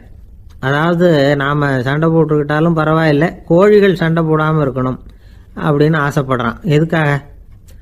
கோழிகள் சண்டை போடாமல் இருந்தால் நிறைய முட்டைகள் போடுமா. அதுக்காக தான் இந்த அக்கறை. கோழி பண்ணை வச்சிருக்கிறவங்களுக்கு இது ஒரு பெரிய பிரச்சனை. அதாவது பண்ணையில் இருக்கிற கோழிகளுக்குள்ளே அடிக்கடி சண்டை வந்துடும். அதனால் முட்டை உற்பத்தி குறைஞ்சிரும். சரி, இதுக்கு என்ன பண்ணுறது? பண்ணையில் போய் உட்காந்துக்கிட்டு தினமும் பஞ்சாயத்து பேசிகிட்டு இருக்க முடியுமா? அமெரிக்காவில் கோழி பண்ணை வச்சிருக்கிற ஒருத்தர் இதை பற்றி யோசனை பண்ணி பார்த்தாராம். ஒரு வழியையும் கண்டுபிடிச்சிருக்கார். கோழிக்கெல்லாம் மூக்கு கண்ணாடி மாட்டி விட்டுட்டோம்னா அது சண்டை போடுற குணம் குறைஞ்சிரும், முட்டை அதிகமாகிடும். அந்த கண்ணாடியில் உள்ள லென்ஸு சிவப்பு நிறத்தில் இருக்கணும், அவ்வளவுதான் அப்படின்னு அவர் கண்டுபிடிச்சாராம். இது ஏற்கனவே நடைமுறையில் கண்டுபிடிக்கப்பட்ட ஒரு விஷயம். ஆனால் எல்லா கோழிக்கும் சிவப்பு மூக்கு கண்ணாடி எப்படி மாட்டி விடுறது? அப்படியே மாட்டி விட்டாலும் அது நழுவாமல் இருக்கணுமே. இப்போ நாமெல்லாம் நடு விரலால் மூக்கு கண்ணாடி நடுவில் தொட்டு அப்படி ஸ்டைலாக சரி பண்ணிக்கிறோம். அது மாதிரி கோழி எப்படி சரி பண்ணிக்கும்? இதுதான் பிரச்சனை. இதுக்கு அவர் என்ன வழி கண்டுபிடிச்சாருன்னா, கோழிக்கெல்லாம் மூக்கு கண்ணாடிக்கு பதிலாக விழியொட்டு வில்லைகள், கான்டாக்ட் லென்ஸ், அதை பொருத்தி விட்டா என்ன அப்படின்னு யோசனை பண்ணார். அதே மாதிரி பண்ணார். அதே மாதிரி செஞ்சு பார்த்தார், வெற்றி. அதுக்கப்புறம் கோழியெல்லாம் சண்டை போட்டுக்கலையாம், சமாதான பிரியர்கள் ஆகிட்டு தான். கோழிகளுக்கு இயல்பாகவே சண்டை போடுற குணம் உண்டு. ஆனால் அதோட கண்ணுக்கு பார்க்குற பொருள்லாம் ரோஜா நிறத்துலையோ அல்லது இன்னும் சொல்ல போனால் அழுத்தமான சிவப்பு நிறத்துலையோ தெரிஞ்சதுன்னா சண்டை போடுற குணம் குறைஞ்சிருதான். அந்த சமயத்தில் அது அதிகமாகவும் முட்டையிட ஆரம்பிச்சுடுதான். அதே நேரத்தில் இறை எடுக்கிறத கூட குறைச்சிக்குதான். இது ஏன் இப்படி பண்ணுதுங்கிறது விஞ்ஞானிகளுக்கு இன்னமும் புரியலையா. எப்படியோ அமெரிக்க கோழிகள்லாம் கான்டாக்ட் லென்ஸ் பொருத்திக்க ஆரம்பித்தாச்சு. கோழி கழுத்தை பிடிச்சிக்கிட்டு ஒரு சில வினாடிகளில் அதை பொருத்தி விட்றாங்களாம். கோழியோட ஆயுள் பூரா அது அப்படியே இருக்குமா. பண்ணையில் முட்டை உற்பத்தி குறைஞ்சா இது மாதிரி விஞ்ஞானபூர்வமாக பரிகாரம் தேடுறது தான் நல்லது. நமக்கு வேண்டியப்பட்ட ஒருத்தர், அவர் ஒரு கோழி பண்ணை வச்சுருந்தார். அந்த பண்ணையில் பாதி கோழி திடீர்னு செத்து போச்சு. உடனே ஒரு கால்நடை மருத்துவர்கிட்ட போக வேண்டியது தானே. அங்கே போகல. உள்ளூரில் மந்திரம் பண்ணிகிட்டு இருந்த ஒரு சாமியார்கிட்ட போனார். அவர் காலில் விழுந்தார். சாமி, என் பண்ணையில் பாதி கோழி செத்து போட்டுதுன்னார். சாமியார் யோசனை பண்ணார். சரி, பண்ணையில் வாசப்படி கிழக்கு பக்கமாக வச்சுருக்கியா மேற்கு பக்கமாக வச்சுருக்கியான்னு கேட்டார். கிழக்கு பக்கமாக இருக்குன்னார் அவர். அதுதான் தப்பு, மேற்கு பக்கமாக அதை மாற்று சரியாக போடும்னாராம். அதே போல் இவர் போய் மாற்றிவிட்டார். அப்பவும் பாதி செத்து போச்சு. மறுபடியும் சொன்னார், சாமி மறுபடியும் பாதி கோழி செத்து போட்டுதேன்னார். சரி, கூரை எப்படி போட்டிருக்க? ஓடு போட்டிருக்கியா இல்லை கீத்து போட்டிருக்கியான்னார். ஓடு போட்டிருக்கேன்னாராம் அவர். அதுதான் தப்பு, கீத்து போட்டுரும் சரியாக போடும்னாராம். சரின்னு போய் அதையும் மாற்றி பார்த்தார். மறுபடியும் போயிட்டுது, கோழி செத்து போச்சு. வந்தார். மறுபடியும் பாதி செத்து போச்சு சாமின்னு வந்தார். இவரும் யோசனையை மாற்றி மாற்றி சொல்லிகிட்டே இருக்கிறார். இப்படி அவரும் மாற்றி மாற்றி பார்த்தார். 6வது தடவையாக அவரை தேடிட்டு வந்தார். அந்த சமயத்தில் இவர் ரொம்ப தீவிரமாக யோசனை பண்ணி பார்த்துட்டு, அது சரிப்பா, நீ என்கிட்ட சளைக்காமல் வந்துக்கிட்டு இருக்கிற, நானும் யோசனை சொல்லிகிட்டு இருக்கேன். இப்போவும் உங்ககிட்ட சொல்கிறதுக்கு என்கிட்ட யோசனை நிறையா இருக்குது. ஆனால் சோதிக்கிறதுக்கு உங்ககிட்ட கோழி இல்லையே, என்ன பண்ணுறது அப்படின்னாராம் இவர். ஒரு ஊரில் ஒரு பெரிய ஞானி இருந்தார். அவர் படுக்கையில் இருந்தார். இன்னும் கொஞ்ச நேரம்தான் அவர் இந்த உலகத்தில் இருக்க போகிறார். அவரை சுற்றி ஏகப்பட்ட கூட்டம். ஏற்கனவே அவருடைய உபதேசங்களை கேட்டவங்க பல பேர் அவரை சுற்றி நிற்கிறாங்க. அந்த ஞானி மெதுவாக கண்ணை திறந்து பார்க்குறார். எல்லாரும் அவருடைய கடைசி வார்த்தையை கேட்கறதுக்காக அவளோட காத்துக்கிட்டு இருக்கிறாங்க. அந்த ஞானி மெதுவாக பேச ஆரம்பித்தார். நான் என்னுடைய வாழ்நாள் பூராவும் உங்களுக்கு நிறைய போதனைகள் சொல்லிக்கிட்டு இருக்கிறேன். பேரானந்தம், மகிழ்ச்சி, தியானத்தன்மை, இதை பற்றியெல்லாம் சொல்லியிருக்கிறேன். இப்போ நான் வேற ஒரு கரைக்கு போய்கிட்டு இருக்கிறேன். நான் இனிமேல் இந்த கரையில் இருக்க மாட்டேன். நீங்கள் நான் சொன்னதையெல்லாம் கேட்டீங்க, ஆனால் எதையும் நீங்கள் நடைமுறைப்படுத்தி பார்க்கல. எல்லாம் கேட்டதோடு சரி, அதோடு விட்டுவிட்டீங்க. அப்புறம் அதை தள்ளி போட்டுக்கிட்டே வந்துட்டீங்க. மேலும் அதை தள்ளி போடுறதுல எந்த பிரயோஜனமும் கிடையாது. இப்போ நான் போய்கிட்டு இருக்கிறேன். உங்களில் யாராவது என்னோட வர்றதுக்கு தயாரா அப்படின்னு கேட்டார். அவ்வளவுதான். யாரும் வாயை திறக்கலை. ஒரே மௌனம், சத்தமே இல்லை. ஒருத்தர் பார்த்துக்கிட்டே நிற்கிறாங்க. அந்த கூட்டத்தில் ஒரு ஆள் அந்த ஞானி கூடவே 40 வருஷத்துக்கு மேலே இருந்திருக்கிறான். அவனும் வாயை திறக்காமல் இன்னொருத்தன் முகத்தை பார்த்துக்கிட்டே நிற்கிறான். இந்த சமயத்தில் பின்னாடி நின்றுக்கிட்டு இருந்த ஒருத்தன் கையை தூக்கினான். ஞானி அவனை பார்த்தார். சரி, ஒருத்தனுக்காவது நம்மோட வர்றதுக்கு தைரியம் இருக்குது அப்படின்னு நினச்சார். ஆனால் அந்த ஆள் என்ன சொன்னான் தெரியுமா? ஐயா, நீங்கள் கேட்குறப்போ நான் உடனே எழுந்திருக்கல, கையை மட்டும்தான் தூக்கினேன். என்ன காரணம்னா, நான் எப்படி அடுத்த கரைக்கு சேர்றதுங்கிறது தெரிஞ்சுக்கிறதுக்காக தான். அந்த விவரத்தை மட்டும் இப்போ உங்ககிட்ட இருந்து நான் தெரிஞ்சுக்க ஆசைப்படுறேன். ஏன்னா இப்போ நான் உங்கள் கூட வர்றதுக்கு தயாராக இல்லை. எவ்வளவோ காரியங்களை நான் இன்னும் இங்கே முடிக்க வேண்டியிருக்குது. வீட்டுக்கு ஒரு விருந்தினர் வந்திருக்கிறார். என்னுடைய இளைய மகனுக்கு கல்யாணம் பண்ணி வைக்கணும். அதனால் இன்றைக்கி உங்கள் கூட வர முடியாது. அது மட்டும் இல்லை, இப்போ உங்கள் கூட அடுத்த கரைக்கு வந்தால் திரும்பி வர முடியாதுன்னு வேற சொல்கிறீங்க. அதனால் இப்போ நான் வரல, இன்னொரு நாள் நிச்சயமாக நான் வர்றேங்க, வந்து உங்களை சந்திக்கிறேன். அதனால் இப்போ நீங்கள் இன்னொரு தடவை எங்களுக்கு விளக்கமாக சொல்லணும். ஏற்கனவே பல தடவை சொல்லியிருக்கிறீங்க, தயவு பண்ணி இப்போ ஒரு தடவை சொன்னீங்கன்னா சௌகரியமாக இருக்கும். அந்த அடுத்த கரையை அடையிறது எப்படி, இப்போ ஒரு தடவை அதை விளக்கமாக சொல்லிட்டீங்கன்னா நல்லா ஞாபகப்படுத்திக்குவேன். அது சரியான சமயம் வர்றப்போ இது எனக்கு உதவியாக இருக்கும் அப்படின்னு நானா. ஆனால் உண்மை என்ன தெரியுமா, அந்த சரியான சமயம் வரவே இல்லை அப்படிங்கிறது தான் உண்மை. இப்படி அந்த கதை முடியும். இந்த கதை அந்த ஒரு ஆளுக்கு மட்டும் இல்லை, கிட்டத்தட்ட எல்லாருக்குமே அது பொருந்தும் அப்படிங்கிறாங்க விவரம் தெரிஞ்சவங்க. எல்லாருமே அந்த சரியான தருணத்துக்காக தான் காத்துக்கிட்டு இருக்கிறாங்களாம். அதுக்காக ஜோசியம் பார்க்குறாங்க, கைரேகை பார்க்குறாங்க, நாளைக்கு என்ன நடக்குங்கிற ஆவலில் எல்லாரும் காத்துக்கிட்டு இருக்கிறாங்க. ஆனால் அந்த ஒரு நாள் ஒருபோதும் வரப்போகிறதில்ல. நீங்கள் தள்ளி போடுறதுக்காக பல அர்த்தமில்லாத காரணங்களை தேடுறீங்க அப்படிங்கிறார் ஒரு ஞானி. காத்திருக்கிறதுலேயே நம்ம காலம் ஓடி போயிடுது. ஏன்னா இன்னைக்கு நாம் சிந்திக்கிறது நாளைக்கு நாம் சிந்திக்கிறது இல்லை, ஒவ்வொரு நாளும் ஒவ்வொரு மாதிரி போயிடுது. நாளைக்கு மறுநாளை பற்றியே சிந்திக்கிறோம். இப்படியே அது பாட்டுக்கு போயிடும். கரையை தொட்டு பார்க்குறது எப்போ, இதுதான் கேள்வி. நமக்கு வேண்டியப்பட்ட ஒருத்தர் ஒரு ரயில்வே பிளாட்ஃபாரத்தில் நின்றுட்டு இருக்கிறார். அங்கே இருக்கிறவங்க கிட்ட கேட்குறாராம், விசாரிக்கிறார், ஏங்க கிழக்க போகிற ரயில் போயிட்டுதுங்களான்னாராம். போயிட்டுதுன்னு இருக்கிறாங்க. கொஞ்ச நேரம் கழிச்சு, ஏங்க மேற்க போகிற ரயில் போயிட்டுதுங்களான்னு கேட்டிருக்காரு. போயிட்டுதுங்களான் இருக்காங்க. அப்புறம் கொஞ்ச நேரம் கழிச்சு மறுபடியும், ஏங்க 10:30 மணி வண்டி போயிட்டுதான்னு கேட்டிருக்காரு. தொடர்ந்து காலையிலேருந்து சாயந்தரம் வரைக்கும் இப்படி ஒரே இடத்துல நின்றுட்டு கேட்டுக்கிட்டே இருக்கிறார். இதை பார்த்துக்கிட்டு இருந்த ஒருத்தர் அவர்கிட்ட ஏங்க நீங்கள் எங்கே போகணும் அப்படின்னு கேட்டாராம். இவர் மெதுவாக சொன்னாராம், இந்த ரயில்வே லைனை தாண்டி அந்த பக்கம் போகணும் அப்படின்னாராம். ஆஃபீஸில் வேலை பார்க்குற ஒருத்தர் வந்தார். பேசாமல் ஒரு 10 நாள் லீவு போட்டுடலாமா பார்க்குறேன் அப்படின்னார். ஏன்னு கேட்டோம். என்னுடைய மேலதிகாரி ஒரு முசுடு சார், அவர்கிட்ட வேலை பார்க்குறது ரொம்ப கஷ்டமாக இருக்குது அப்படின்னார். ஆஃபீஸில் வேலை பார்க்குறவங்கெல்லாம் ஒரு விஷயத்தை நல்லா ஞாபகத்தில் வச்சுக்கணும். மேலதிகாரிங்கிறவர் ஒரு பெரிய மகான் இல்லை, அவரும் ஒரு மானிட பிறவி தான். சராசரி மனுஷனுக்குள்ள பலம் பலவீனம் ரெண்டும் அவருக்கும் உண்டு. அதனால் அவரை கொஞ்சம் அனுசரித்து போகிறதுக்கு பழகிறது தான் நல்லது. மேலதிகாரிகளில் பல வகை உண்டு. அதில் முக்கியமாக 3 வகை. அதில் ஒரு வகை எப்படி தெரியுமா, உங்களை ஒரு வேலை செய்கிற மெஷினாக மட்டுமே நினைக்கக்கூடிய வகை. இவங்கெல்லாம் எப்படின்னா, எங்கேயாவது வெளியூர் போயிருந்தா கூட அங்கேருந்து ஃபோன் பண்ணுவாங்க, அந்த வேலை என்னாச்சு, இந்த வேலை என்னாச்சு அப்படின்னு. இவங்களுக்கெல்லாம் உங்கள் நலனை பற்றியோ உங்கள் குடும்பத்தை பற்றியோ அக்கறை இருக்காது. நீங்கள் சொல்கிற யோசனை எதுவும் இவங்ககிட்ட எடுபடாது. கொடுத்த வேலையை பாரு, நீ எனக்கு புத்தி சொல்ல வேணாம் அப்படிம்பாங்க. இவங்களை அனுசரித்து போகிறதுக்கு ஒரே வழி, இவங்க எதை சொன்னாலும் சரின்னு சொல்லிவிட்டு வேலையை கவனிக்க வேண்டியது தான். இவங்ககிட்ட வேற எந்த கேள்வியும் கேட்டுக்கிட்டு இருக்கக்கூடாது. ஆமாம் சாமி போடுறது கௌரவ குறைச்சல் இல்லை, அது ஒரு அலுவலக சௌகரியம், அவ்வளவுதான். இன்னொரு வகையான மேலதிகாரிகள் எப்படி தெரியுமா, இவங்கெல்லாம் ஆஃபீஸ் வேலையை பற்றி அதிகமாக கவலைப்பட்டுக்கிட்டு இருக்க மாட்டாங்க. தங்களுடைய சொந்த இமேஜ் பாதிக்கப்படக்கூடாதுங்கிறதுலையே கவனமாக இருப்பாங்க. இவங்கெல்லாம் அடிக்கடி உங்கள் நலனை விசாரிப்பாங்க. அதே மாதிரி நீங்களும் அவரை விசாரிக்கணும்னு எதிர்பார்ப்பாங்க. இந்த ரக அதிகாரிகளுக்கெல்லாம் புது வருட வாழ்த்து அனுப்பலாம், பிறந்தநாள் வாழ்த்து அனுப்பலாம். அவருக்கு எங்கேயாவது ஒரு பாராட்டு விழா நடந்தால் முதல் வரிசையில் போய் உட்காந்து உங்கள் முகத்தை காட்டலாம். ஆஃபீஸ் வேலையை மட்டுமே பார்க்குற பணியாளர்கள் இது மாதிரி அதிகாரிகள்கிட்ட நல்ல பேர் வாங்க முடியாது. இன்னொரு வகையான மேலதிகாரிகள் உண்டு.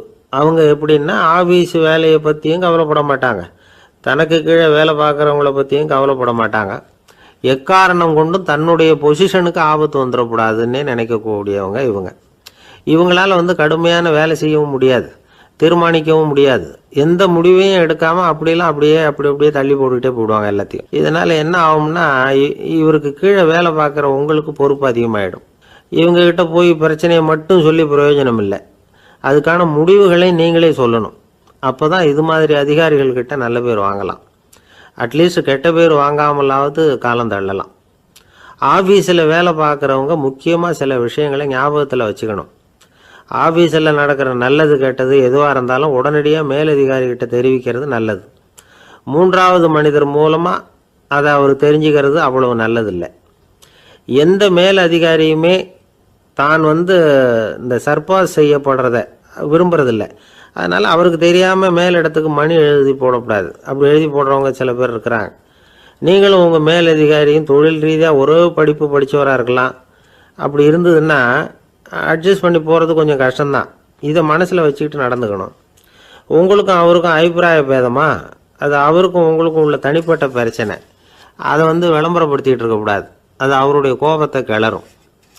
உங்கள் மேலதிகாரி உங்கள் கூட படித்தவராக இருக்கலாம், அதுக்காக அவரை எல்லாருக்கும் முன்னாடி அடைய கிச்சாமி எப்படிடா இருக்க அப்படின்லாம் கேட்டுக்கிட்டு இருக்கக்கூடாது. பொதுவாக யாரும் அதை விரும்புறதில்ல. இவ்வளவையும் உங்கள் மனசில் வச்சுக்கிட்டு கொஞ்சம் சாமர்த்தியமாக நடந்துக்கிட்டிங்கன்னா ஆஃபீஸ் உங்களுக்கு அவஸ்தையாக இருக்காது, ஆனந்தமாக இருக்கும். ஒரு மேலதிகாரி தன்கிட்ட வேலை பார்க்குற ஒருத்தரை பற்றி ரொம்ப பெருமையாக சொன்னாராம்.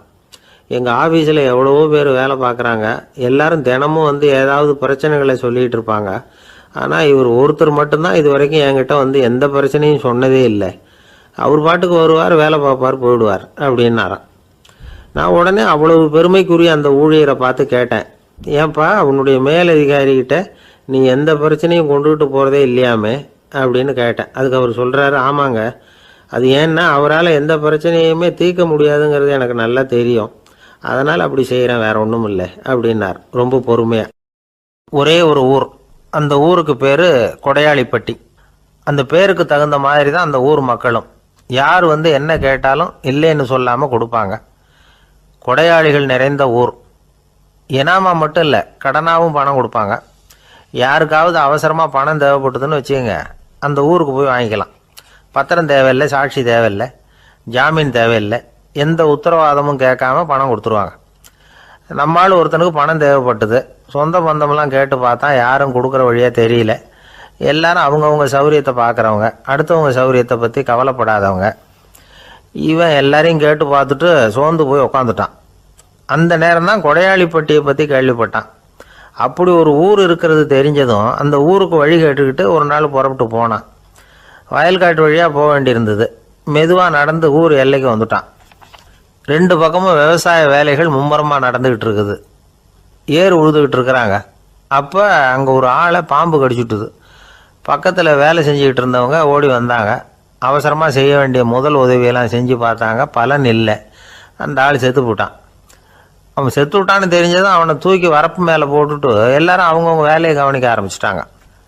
அங்கே ஒரு ஆள் இவனை பார்த்து சொன்னான், ஐயா, நீங்கள் போகிற வழியில் இவன் சொந்தக்காரன், இவனுக்கு சோறு கொண்டுகிட்டு வருவான், இவன் இங்கே செத்து விட்டான்னு அவங்ககிட்ட சொல்லிவிடுங்க அப்படின்னா. இவனுக்கு ரொம்ப ஆச்சரியம், என்னடா இது, பாம்பு கடிச்சுட்டுதுன்னதும் பதறி அடிச்சுக்கிட்டு ஓடி வந்தாங்க, செத்து விட்டான்னதும் பேசாமல் தூக்கி போட்டுட்டு போயிட்டாங்க அப்படின்னு நினச்சிக்கிட்டே நடந்து போகிறான். எதிரில் சோறு கொண்டுக்கிட்டு ஒரு ஆள் வந்தான். இவன் விவரத்தை சொன்னான். அங்கே அவங்க சொந்தக்காரன் பாம்பு கடிச்சு செத்து போட்டான் அப்படின்னா. அவன் கொஞ்ச நேரம் அமைதியாக நின்னான். அதுக்கப்புறமா அங்கேயே வரப்பில் உட்காந்து கொண்டுகிட்டு வந்த சோத்தை தானே சாப்பிட்டு முடித்தான். பேசாமல் எழுந்திரிச்சு திரும்பி போயிட்டான். கொஞ்சம் கூட பதறல, அழலை. இப்படியும் ஒரு ஊரா அப்படின்னு நினச்சி ஆச்சரியப்பட்டுக்கிட்டே இவன் ஊருக்குள்ளே போனான். ஒரு பெரிய மனுஷனை பார்த்து பணம் கேட்டான். அவரும் இவனோட பேரையும் ஊரையும் மட்டும் விசாரிச்சுக்கிட்டு தேவையான பணத்தை கொடுத்துட்டார். பணத்தை வாங்கிட்ட பிறகு தன்னுடைய மனசை அரிச்சுக்கிட்டு இருந்த அந்த விஷயத்தை பற்றி கேட்டான். ஐயா, வழியில் ஒருத்தன் செத்துட்டான், அவனை அப்படியே தூக்கி வரப்பில் போட்டுட்டு எல்லாரும் வயல்வெளி வேலைகளை பார்த்துக்கிட்டு இருக்கிறாங்களே அப்படின்னா. இதுக்கு அந்த பெரியவர் சொன்னார், ஆமாம், அப்படி தான் செய்வோம், வேலை முடிஞ்சு வீட்டுக்கு திரும்புகிறப்போ அவனை தூக்கிட்டு அடக்கம் பண்ணிடுவோம் அப்படின்னார். ரொம்ப ஆச்சரியமாக இருக்கே அப்படின்னா. ஏன் உங்கள் ஊரில் யாராவது செத்துட்டா என்ன பண்ணுவீங்க அப்படின்னு கேட்டார். என்ன இப்படி கேட்குறீங்க, எங்கள் ஊரில் எல்லாம் பணத்தை தூக்க விட மாட்டாங்க, ஒப்பாரி வைப்பாங்க, கட்டி புரண்டு அழுது புலம்பி தீர்த்துருவாங்க அப்படின்னா. இவன் பெரியவர் பார்த்தார். அவங்ககிட்ட கொடுத்த பணத்தை லபக்குன்னு பறிச்சுக்கிட்டார். திருப்பி வாங்கிட்டார். இவன் பதறி போய் நிற்கிறான். அவர் சொன்னார், பணத்தையே விட மாட்டேன்னு கட்டுப்பிடிச்சி அழுதா நான் கொடுத்த பணத்தை மட்டும் எப்படி திருப்பி கொடுக்க போகிறேன், போயிட்டு வா அப்படின்னு விரட்டி விட்டாராம். இந்த கதையை நண்பர் ஒருத்தர் சொன்னார். கதை வேடிக்கையாக தெரிஞ்சால் கூட இதில் கருத்து உண்டு. பணம் பிணம் இது ரெண்டையுமே விடுறதுக்கு அவ்வளவு சுலபமாக மனம் வர்றதில்லை. இந்த 2 விஷயங்கள்லேயும் அறிவார்ந்த செயல்பாடு தேவை. ஒரு பேருந்து மரத்தில் மோதி விட்டது. எல்லாரும் அடிபட்டு முனைகிட்டு கிடக்கிறாங்க. டிரைவர், கண்டக்டர் இவங்களுக்கும் அடி, அவங்களும் ஒரு பக்கம் கிடக்கிறாங்க. ஒரு மூலையில் கிடக்கிற ஒருத்தன் மெதுவாக முக்கி முனகி கண்டக்டர்னு சத்தம் போடுறான். கண்டக்டர் மெதுவாக நகர்ந்து அவங்ககிட்ட போய் என்னன்னு விசாரிக்கிறார். அவன் ரொம்ப சிரமப்பட்டு வாயை திறந்து ஒரு 15 காசு சில்லற பாக்கி அப்படின்னானா. ஒரு பெரிய காடு, அந்த காட்டுக்கு மத்தியில் ஒரு ஆசிரமம். அங்கே ஒரு முனிவர் இருந்தார். பல இடங்கள்லேருந்து வர்ற குழந்தைகளுக்கு அவர் பாடம் சொல்லி கொடுத்துக்கிட்டு இருக்கிறார். ஏழை பணக்காரர் அப்படிங்கிற வித்தியாசம்லாம் கிடையாதுங்க. எல்லாரும் அவர்கிட்ட தங்கள் பிள்ளைகளை வந்து அனுப்பி வச்சாங்க. மன்னர்களுடைய பிள்ளைங்க கூட அங்கே அவர்கிட்ட தான் படிக்கிறதுக்கு வருவாங்க. ஆனால் அந்த முனிவரை பொறுத்த வரைக்கும் எல்லா பிள்ளைங்களும் ஒன்று தான். இது யார் வீட்டு பிள்ளைன்னெல்லாம் பார்க்க மாட்டார், எல்லாரும் சமம். மாணவர்கள்லாம் அங்கேயே மாத கணக்கில் வருஷ கணக்கில் தங்கியிருந்து பாடம் கற்றுக்கிட்டு போகிறது வழக்கம். அவராக பார்த்து போன்னு சொல்கிற வரைக்கும் அங்கேயே இருக்கணும், படிக்கணும். குருகுல வாசம். ஒரு சமயம் ஒரு ராஜகுமாரனும் அவர்கிட்ட வந்து படிச்சுக்கிட்டு இருந்தான். அவனுக்கு ஒரு 15 வயசு இருக்கும். சில வருஷம் கழித்து இந்த முனிவர் தன்கிட்ட இருக்கிற மாணவர்களுக்கெல்லாம் பரீட்சை வச்சார். அவங்களுடைய அறிவு முதிர்ச்சியை கணிக்கிறதுக்காக பல சோதனைகள்லாம் வச்சார். ஒவ்வொருத்தராக பார்த்து இனிமேல் நீங்கள் வந்து உங்கள் வீட்டுக்கு போகலாம் அப்படின்னு சொல்லி அனுப்பி வச்சுக்கிட்டு இருக்கிறார். எல்லாரும் போயிட்டாங்க. கடைசியாக மிஞ்சி இருந்தது ஒரே ஒரு மாணவன். அவனை மட்டும் வீட்டுக்கு அனுப்பலை. யார் அந்த பையன் தெரியுமா? அவன்தான் அந்த ராஜகுமாரன். ராஜகுமாரனுடைய தந்தைக்கு, அதுதான் இந்த ராஜாவுக்கு, அங்கே வயசு ஏறிக்கிட்டே போகுது. என்ன இது படிக்க போன பையன் இன்னும் திரும்பி வரலையே அப்படின்னு நினச்சார். வந்துட்டா சீக்கிரமாக அவனுக்கு பட்டம் கட்டிவிட்டு நாம் விலகிக்கலாமே அப்படின்னு நினச்சார். கல்யாணம் வேற பண்ணி பார்க்கணும் பையனுக்கு. ஆனால் பையன் வர்ற வழியை காணும். ராஜா பார்த்தார். சரி, நேர்லேயே போய் என்னன்னு தெரிஞ்சுட்டு வந்துடுவோம் அப்படின்னு காட்டுக்கு புறப்பட்டார். அங்கே போய் முனிவரை பார்த்தார். முனிவர் வந்து இவரை அன்பாக வரவேற்று உட்கார வச்சார். அதுக்கப்புறம் ராஜா மெதுவா, எல்லாரையும் வீட்டுக்கு அனுப்பி வச்சுட்டிங்களாமே, ஏன் பிள்ளைய மட்டும் அப்படின்னு சொல்லி மெதுவாக இழுத்தார். முனிவர் வந்து இதுக்கு உடனே பதில் சொல்லலை. ராஜாவை கூப்பிட்டுட்டு போய் விருந்தினர் குடிசையில் தங்க வச்சார். அதுக்கப்புறம் சொன்னார், உங்கள் மகன் வந்து எல்லா பாடங்கள்லேயும் முதல் இடம் வாங்கியிருக்கான். இப்படி முதலாவதாக வர்ற மாணவனுக்கு நாங்கள் இன்னொரு தேர்வு வைக்கிறது வழக்கம். அதுலேயும் அவன் வந்து முதலாவதாக வந்துட்டான்னா அவன் ஒரு பெரிய வித்வான் அப்படிங்கிற கௌரவத்தை அடைஞ்சிருவான் அப்படின்னார். அதாவது முனிவர் அப்படி சொல்கிறார். அப்படி சொல்லிவிட்டு போயிட்டார் அவர். ராஜா அங்கேயே தங்கிட்டார். ராத்திரி படுத்து தூங்கினார். காலையில் எழுந்திரிச்சு அந்த குடிசைக்கு வெளியில் வந்தார் பல்லு விளக்கிறதுக்காக. அந்த சமயத்தில் தூரத்தில் ஒருத்தன் ஒரு கையில் கோடாலியை வச்சுக்கிட்டு தலையில் ஒரு பெரிய விறகு கட்டை சுமந்துக்கிட்டு வந்துக்கிட்டு இருக்கிறது மாதிரி தெரிஞ்சுது. யாராவது விறகு வெட்டியாக இருக்கும் அப்படின்னு நினச்சார் ராஜா. கிட்ட வந்ததும் உத்து பார்க்குறாரு. பார்த்தா அது தன்னோட புள்ள. திகைச்சு போயிட்டார். என்ன இது, ஒரு ராஜகுமாரனை கூட இது மாதிரி வேலையெல்லாம் செய்ய சொல்கிறாங்களே அப்படின்னு நினச்சார். ராஜகுமாரன் வந்து விறகு கட்டை கொண்டுகிட்டு போய் கொல்லை பக்கம் வச்சான். அந்த சமயம் முனிவர் அங்கே வந்தார். என்ன மகனே, விறகு வெட்டிட்டு வந்துட்டியா? சரி, இப்போ வந்து ஒரு துடைப்பத்தை எடுத்துக்கோ, விருந்தினர் குடிசையின் வாசல் பக்கத்தை கூட்டி பெருக்கி சுத்தம் பண்ணு போ அப்படின்னார். அப்படியே செய்கிறேன் குருவே அப்படின்னு சொல்லிவிட்டு போனான். சுத்தம் பண்ண ஆரம்பிச்சிட்டான். ராஜா பார்த்தார் இதை.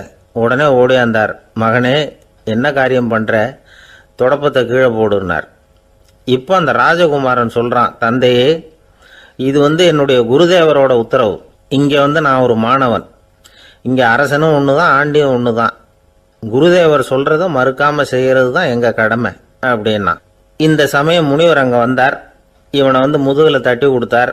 அப்புறம் ராஜா கிட்ட சொன்னார், அரசே, உங்கள் புள்ள எங்கள் கடைசி தேர்வுலையும் வெற்றி பெற்றுட்டான். பணிவு தான் மாணவர்களின் மிக உயர்ந்த குணம். குருநாதர் சொல்றது மனசுக்கு பிடிக்கலன்னா கூட மறுக்காம செய்யணும். அப்படி செய்யறதுனால எதை செய்யலாம் எதை செய்யக்கூடாது அப்படிங்கிற விவேகம் அவங்களுக்கு வந்துடும். செய்யக்கூடாததை கூட பெரியவங்க சொல்லிவிட்டா செஞ்சுதான் ஆகணும் அப்படிங்கிற பணிவு அவங்களுக்கு வந்துடும். இந்த குணம் வந்துட்டுதுன்னா அவங்க எத்தனை கடினமான வேலையாக இருந்தால் கூட ரொம்ப சுலபமாக செஞ்சு முடிச்சிருவாங்க. தூக்கத்திலேயும் அப்புறம் துக்கத்திலேயும் தோண்டு போட மாட்டாங்க. இந்த பணிவும் விவேகமும் அவங்கக்கிட்ட மன உறுதியை ஏற்படுத்தும். அந்த உறுதி உங்கள் பையனுக்கு வந்தாச்சு. இனிமேல் அவனை நீங்கள் அழைச்சிட்டு போகலாம். அவன் நிச்சயமாக பேரும் புகழும் பெறுவான் அப்படின்னார். ராஜா அவரை பார்த்து, குருதேவா, புரிஞ்சுக்கிட்டேன், என்னை மன்னிக்கணும் அப்படின்னாரு. அதுக்கப்புறம் மகனை அழைச்சிக்கிட்டு நாட்டுக்கு திரும்பி வந்துட்டார்.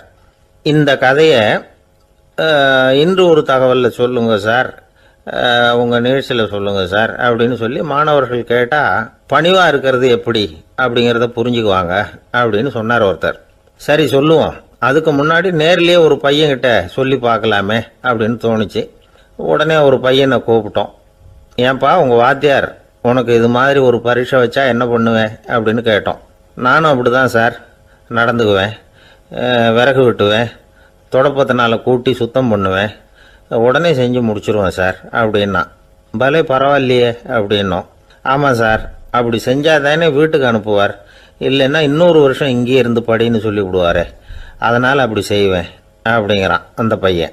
பிரிட்டிஷ் ஆட்சி நடந்துக்கிட்டு இருந்த காலம் 1920களின் கடைசி. அப்போ நடந்த ஒரு உண்மை நிகழ்ச்சி இது. ஒரு கல்யாண மாப்பிள்ளை ரயிலில் இறங்க போகிறார். அவரை வரவேற்க ஒரு ராஜ குடும்பமே காத்துக்கிட்டு இருக்குது. மங்களூர்லேருந்து இறங்குற அந்த மாப்பிள்ளை யார் தெரியுமா? ஒரு நாய். உண்மைதான், அந்த நாய்க்கு தான் கல்யாணம். சுதேசி சமஸ்தானத்து மன்னர்களில் ஒருத்தர் ஜூனாகட் மகாராஜா. அவரோட வளர்ப்பு நாய் ரோஷனாரா. அதுக்கு கல்யாணம் பண்ணி வைக்கணும்னு ஆசைப்பட்டார். மாப்பிள்ளை தேடினார். மங்களூர் மகாராஜாவோட வளர்ப்பு நாய் ஒன்று இருந்தது, பேர் பாபி. இது ரெண்டுக்கும் கல்யாணம் நடத்த முடிவு பண்ணார். திருமணத்துக்கு வேண்டிய எல்லா ஏற்பாடுகளையும் பண்ணுங்க அப்படின்னு உத்தரவு போட்டார்.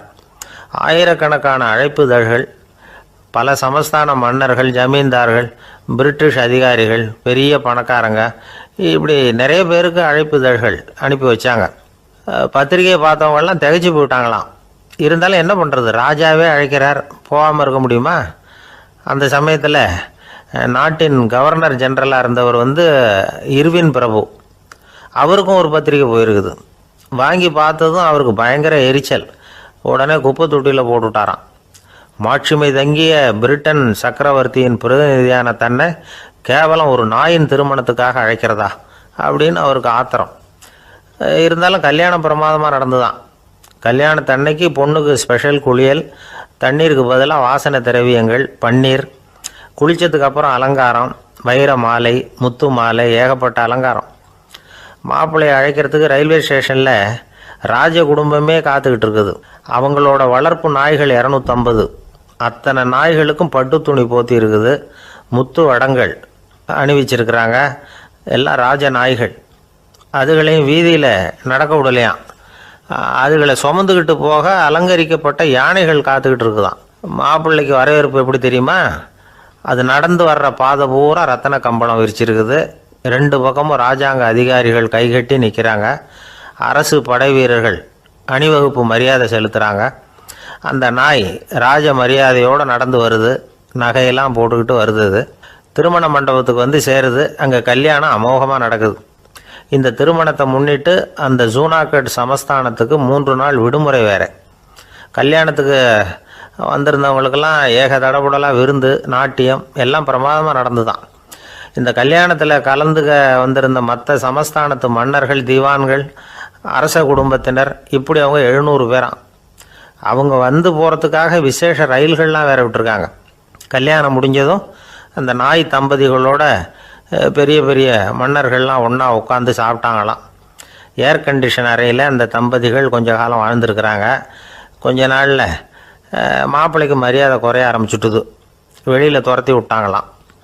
அந்த பெண் நாய் மட்டும் ராஜ போகங்களை அனுபவித்து வந்து தான். இந்த கல்யாணத்தை பார்த்துட்டு தொடர்ந்து மற்ற சமஸ்தானத்து மன்னர்களும் நாய் திருமணங்கள் நடத்த ஆரம்பிச்சுட்டாங்களாம். இது உண்மையில் நடந்திருக்குது. இப்படி அது இருக்கட்டும். இப்போ நம்ம கதைக்கு வருவோம். ஒரு ராஜாவுக்கு ரொம்ப நாள் கழித்து ஒரு குழந்தை பிறந்து தான். அரண்மனை ஜோசியரை கூப்பிட்டுருக்கார் ராஜா. ஜோசியரே, என் மகன் வருங்காலத்தில் சிறந்த வாள் வீரனாக வரணும்னு ஆசைப்படுறேன், வருவானாங்கிறத கொஞ்சம் பார்த்து சொல்லுங்களேன் அப்படின்னாராம். ஜோசியர் சொன்னார், மன்னா, உங்கள் புள்ள வாள் வீரனாக வர்றது கஷ்டம். ஆனால் அவரும் உங்களை மாதிரியே நாய்க்குட்டிகள் பேரில் பிரியமாக இருப்பார், அதுகளுக்கு கல்யாணமும் பண்ணி வைப்பார் அப்படின்னாராம். அது எப்படி கண்டுபிடிச்சிங்க அப்படின்னு கேட்டிருக்கார் ராஜா. அரசே, உங்கள் பிள்ளைக்கு வாள் மேலே உள்ள பிரியத்தை காட்டிலும் நாய் மேலே உள்ள பிரியம் அதிகங்கிறதுக்கான அறிகுறி இப்போவே தெரியுது. நல்லா கவனித்து பாருங்க. அவர் வாழ்னு கத்துறாரு அப்படின்னாரு. கவனித்து பார்த்துட்டு அப்படி எனக்கு காதில் விழலையே அப்படின்னாராம் மன்னர். அதனால தான் சொன்னேன், அவர் கத்துறது வாழ்னு கத்தலை, வள்ளுன்னு கத்திக்கிட்டு இருக்கார், அதனால தான் அப்படி சொன்னேன் அப்படின்னாராம் அரண்மனை ஜோசியர். உங்கள் பையன் எப்படி சார் இருக்கான் அப்படின்னு விசாரித்தார் ஒருத்தர். அவன் என்ன சார், எதை சொன்னாலும் காதில் வாங்க மாட்டேங்கிறான், அவன் பாட்டுக்கு போகிறான் வர்றான் அப்படின்னு சொல்லி அழுத்துக்கிட்டார் அப்பா. பெரியவங்க சொல்கிறத சின்ன பிள்ளைங்க கேட்கறது இல்லைங்கிறது ஒரு குறை. பெரியவங்க சொல்கிறது சின்ன பிள்ளைங்க காதிலேயே விழறது இல்லைங்கிறது ஒரு குறை. இது கொஞ்சம் சீரியஸான விஷயம். கவனித்து பார்க்கணும். ஒரு குழந்தைக்கு காது சரியாக கேட்குதா இல்லையா அப்படிங்கிறத நாம் தான் கவனித்து பார்த்து கண்டுபிடிக்கணும். அதுவாக நம்மக்கிட்ட தவழ்ந்து வந்து அப்பா எனக்கு காது கேட்கல, அழைச்சிட்டு போங்க டாக்டர்கிட்ட அப்படின்னுலாம் சொல்லிகிட்டு இருக்காது. அது சரி, ஒரு குழந்தைக்கு காது சரிவர கேட்குதா இல்லையா அப்படிங்கிறத முன்கூட்டியே நாம் தெரிஞ்சுக்கிறது எப்படி? அதுக்கு சில வழி இருக்குது. உங்கள் குழந்தைய கொஞ்சம் அப்படி கவனித்து பாருங்கள்.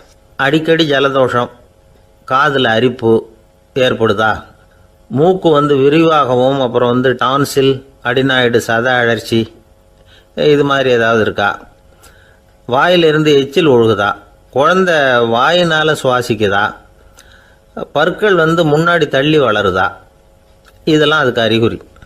அப்புறம் இந்த VBDF TH இப்படி இந்த ஒலிகள் சேர்ந்த வார்த்தைகளை குழந்தை சரியாக புரிஞ்சுக்காது. இப்போ உதாரணத்துக்கு பட்டுன்னு சொல்லு குழந்தை அப்படின்னீங்கன்னா அது கட்டுன்னு சொல்லும். அதாவது பட்டு சவுண்டை அதால் புரிஞ்சுக்க முடியல.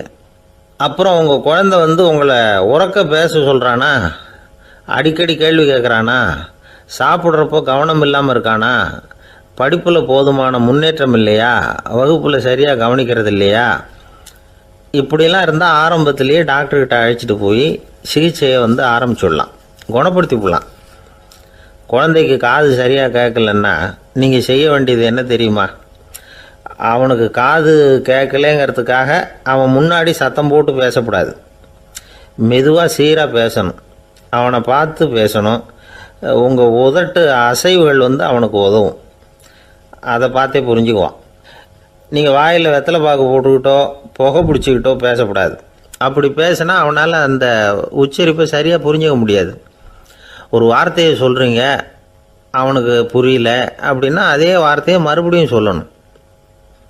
அவனுக்கு நீங்கள் முதல்ல சொன்ன வார்த்தை புரியலேன்னு நினச்சிக்கிட்டு மறுபடியும் திருப்பி சொல்கிறப்போ அதே அர்த்தம் வரக்கூடிய வேறு வார்த்தையை சொல்லக்கூடாது. இப்படிலாம் நடந்துக்கிட்டால் அவனுக்கு மன திடத்தை ஏற்படுத்த முடியும். இல்லைன்னா அவனுக்கு தாழ்வு மனப்பான்மை வந்துடும். குழந்தைக்கு காது கோளாறுன்னா ஆரம்பத்திலேயே டாக்டர்கிட்ட அழைச்சிட்டு போனால் போதும், குணப்படுத்தி விடலாம். அப்புறம் பார்த்துக்கலாமே அப்படின்னு அலட்சியமாக இருந்துட்டால் தான் கஷ்டம். சில பேர் கோபத்தில் சின்ன பிள்ளைங்க காதை பிடிச்சி திருகிறது உண்டு. இது ரொம்ப தப்பு. காது கையோடு வந்துட்டால் என்ன பண்ணுறது? ஒரு வேடிக்கை கதை, அது கதை தான், நிஜமாக நடந்ததில்லை, அது மாதிரி நடக்காது. ஒரு வேடிக்கைக்காக சொல்லப்படுற கதை. அதாவது ஒரு வீட்டில் அப்பா அம்மாவை பார்த்து சொல்லிகிட்டு இருக்கார், இதை பாரு, நாளைக்கு காலையில் என்னை சீக்கிரம் எழுப்பி விட்டுரு, நான் செங்கல்பட்டு வரைக்கும் போயிட்டு வர வேண்டியிருக்கு அப்படின்னாராம். இதை அவங்க பையன் காதில் வாங்கிட்டு இருக்கான். அப்பாவுக்கு சிரமம் வேண்டாமே அப்படின்னு நினச்சி அவனே காலையில் யாருக்கும் தெரியாமல் எழுந்திரிச்சு புறப்பட்டு செங்கல்பட்டு போட்டான். சாயந்தரமாக திரும்பி வந்தான். அப்பா பையனை காணாமல் அலமோதிக்கிட்டு இருக்கிறார். சாயந்தரமாக பையனை பார்த்ததும் எங்கடா போயிட்டு வந்தேன்னு கேட்டார் கோவமாக. செங்கல்பட்டுக்கு போயிட்டு வந்தேப்பா, நீ வேணா அலைய வேண்டாமேன்னு அப்படின்னா. எதுக்கடா போனேன்னு அதட்டினார். அதான்ப்பா, நீ நேற்று அம்மா கிட்ட சொல்லிக்கிட்டு இருந்த, அதை காதில் வாங்கினேன், உனக்காக நான் போயிட்டு வந்தேன் அப்படின்னா. உடனே எந்த காதில் வாங்கினேன் அப்படின்னு சொல்லி காதை பிடிச்சி திருகினார். அந்த காது கையோடு வந்துட்டுது. இது நடந்து கொஞ்ச நாள் கழித்து அந்த அப்பாவும் பையனும் கடத்தெருவில் போய்கிட்டு இருக்கிறாங்க. எதிரில் ஒரு நாய் ஓடி வந்தது. அதுக்கு 2 காதும் இல்லை. என்ன இது, இந்த நாய்க்குட்டிக்கு 2 காதும் இல்லை அப்படின்னார் அப்பா. அதுக்கு பையன் சொல்கிறான், அப்பா அது 2 தடவை செங்கல்பட்டுக்கு போயிட்டு வந்துடுவோம் அப்படின்னானா. ஒரு அப்பாவுக்கு 2 பிள்ளைங்க. மூத்தவன் ரொம்ப அடக்கம், அப்பா எது சொன்னாலும் கேட்பான், பெரியவங்களுக்கு கீழ்ப்படிஞ்சு நடப்பான். இளையவன் அப்படி இல்லை, தான் நினச்சதை தான் சொல்லுவான் செய்வான். அடுத்தவங்க சொல்கிறத கேட்க மாட்டான், அடங்கி நடக்க மாட்டான். இந்த 2 பேரில் யாரை உங்களுக்கு பிடிக்கும்? பெரியவனை தான் பிடிக்கும். ஏன்னா அவன் தான் சொல்கிற பேச்சை கேட்குறவன் அப்படின்னு சொல்லுவீங்க. ஆனால் ஒரு ஞானி என்ன சொல்கிறார் தெரியுமா? ஒரு குழந்தை அதன் அறிவுக்காக மதிக்கப்பட வேண்டுமே தவிர அதனுடைய கீழ்ப்படியும் தன்மைக்காக அல்ல அப்படிங்கிறார். நம்ம குழந்தைகளை சுயமாக சிந்திக்கிறதுக்கு நாம் விடுறதில்ல, மற்றவங்களை பார்த்து காப்பி அடிக்கிறதுக்கு தான் நாம் அவங்களுக்கு கற்றுக் கொடுக்குறோம். புகழ்பெற்ற மனிதர்கள் சிலருடைய பேரை சொல்லி நீயும் அவர் மாதிரி ஆகணும், இவர் மாதிரி ஆகணும் அப்படின்னு சொல்லிகிட்டே இருக்கிறோம். குழந்தைகள் தங்களுடைய தனித்தன்மையை வளர்த்துக்கிறதுக்கு நாம் தடையாக இருக்கிறோம். ஒரு குழந்தைகிட்ட அனாவசியமாக நம்பிக்கையை வளர்த்துடக்கூடாது, எந்த கோட்பாட்டையும் திணிக்கக்கூடாது. நாம் ஏற்கனவே அர்த்தமில்லாத கருத்துக்களையும் கொள்கைகளையும் மனசில் போட்டு நிரப்பி வச்சிருக்கிறோம். இந்த உலகத்துக்கு புதுசாக சேர்ந்திருக்கிற ஒரு குழந்தையின் தூய்மையான மனசில் நம்ம கருத்துக்களை அறிமுகம் செய்ய அல்லது திணிக்கிறதுக்கு நமக்கு எந்த அதிகாரமும் கிடையாது. ஒரு குழந்தைய நீ இந்த மதத்தை சேர்ந்தவன் அப்படின்னு பிறந்ததுமே ஒரு முத்திரை குத்தி விடுறோம். இது அதோட சுதந்திரத்தை ஆரம்பத்திலேயே கிள்ளி எறிகிறது மாதிரி தான். நீங்கள் ஒரு மதத்தின் வழிமுறைகளை கடைப்பிடிச்சிக்கிட்டு வர்றீங்க, அந்த வழியில் போய்கிட்டு இருக்கிறீங்க, சரி, அதனால் போகிறீங்க. அதுக்காக உங்கள் குழந்தையையும் அதே வழியில் தான் வரணும் அப்படின்னு கட்டாயப்படுத்துறதுக்கு உங்களுக்கு என்ன உரிமை இருக்குது? அந்த குழந்தை சுயமாக சிந்திச்சு ஒரு முடிவுக்கு வரட்டுமே, அதுக்கு நீங்கள் ஏன் தடையாக இருக்கிறீங்க? நமக்கு உண்மையிலேயே நம்ம குழந்தை மேலே அன்பு இருந்தால் இது மாதிரி திணிப்பு வேலைகளை செய்யக்கூடாது. திணிப்பு வேலைகளிலிருந்து குழந்தைகளை காப்பாற்றினா போதும். அதுதான் ரொம்ப முக்கியம். அடுத்த தலைமுறை அற்புதமான தலைமுறையாக உருவாகும். நாம தான் சாதி மத சங்கடங்களில் மாட்டிக்கிட்டு தவிக்கிறோம். அவங்களாவது சாதி மத வேறுபாடு இல்லாத சமுதாயத்தை பார்க்கட்டுமே, அந்த சௌகரியங்களை அனுபவிக்கட்டுமே. அதுக்கு நாம் என்ன செய்யணும்னா ஒன்றும் செய்யாமல் இருந்தால் போதும். ஒரு குழந்தைகிட்ட நம்ம கருத்தை திணிக்கும் பொழுது என்ன ஆகுது தெரியுமா? அது அவனை அவங்கிட்ட இருந்தே அப்புறப்படுத்தி விடுது, அவனுடைய தனித்தன்மையை அழிச்சுடுது, அவனை ஒரு எல்லைக்குள்ளே திணிச்சுடுது. இதெல்லாம் அன்புங்கிற பேரால் பெற்றோர்கள் செய்கிற தப்பு. இதெல்லாம் கேட்டுக்கிட்டு இந்த காலத்தில் அப்பா ஒருத்தர் சொன்னார், நான் கருத்துக்களை எல்லாம் என் பையன்கிட்ட திணிக்கிறது இல்லைங்க, ஆனால் அதிகமாக சாப்பிட சொல்லி கட்டாயப்படுத்துவேன் அப்படின்னார். உங்கள் வீட்டு சமையல் அவ்வளோ நல்லா இருக்குமான்னு கேட்டாங்க. நல்லா இருந்தால் நான் ஏன் அவனை சாப்பிட சொல்லி கட்டாயப்படுத்த போகிறேன் அப்படின்னார். ஒரு ஊரில் ஒரு மன்னன் இருந்தான், கொடுங்கோல் மன்னன். நிறைய தொந்தரவு பண்ணிக்கிட்டு இருந்தான். அவன் ஒரு தடவை என்ன பண்ணான் தெரியுமா? ஒரு தப்பும் பண்ணாத ஒரு இளைஞனை பிடிச்சி ஜெயிலில் அடைச்சுட்டான். அந்த பையனோட சொந்தக்காரங்கள்லாம் ராஜா கிட்ட போனாங்க. அவன் ஒரு தவறும் பண்ணலை, அவனை விடுதலை பண்ணுங்க அப்படின்னு கெஞ்சி கேட்டுக்கிட்டாங்க. மன்னன் யோசனை பண்ணான். அந்த இளைஞனை கூப்பிட்டுக்கிட்டு வர சொன்னான். அவனை கொண்டாந்து ராஜா முன்னாடி நிறுத்தினாங்க. இதை பாருப்பா, உன்னை நான் விடுதலை பண்ணுவேன், ஆனால் ஒரு கண்டிஷன். அந்த நிபந்தனையை நீ நிறைவேற்றினா உனக்கு விடுதலை அப்படின்னா மன்னன். சரின்னு ஒத்துக்கிட்டான் பையன். மன்னன் கண்டிஷன் என்னங்கிறத சொன்னான்.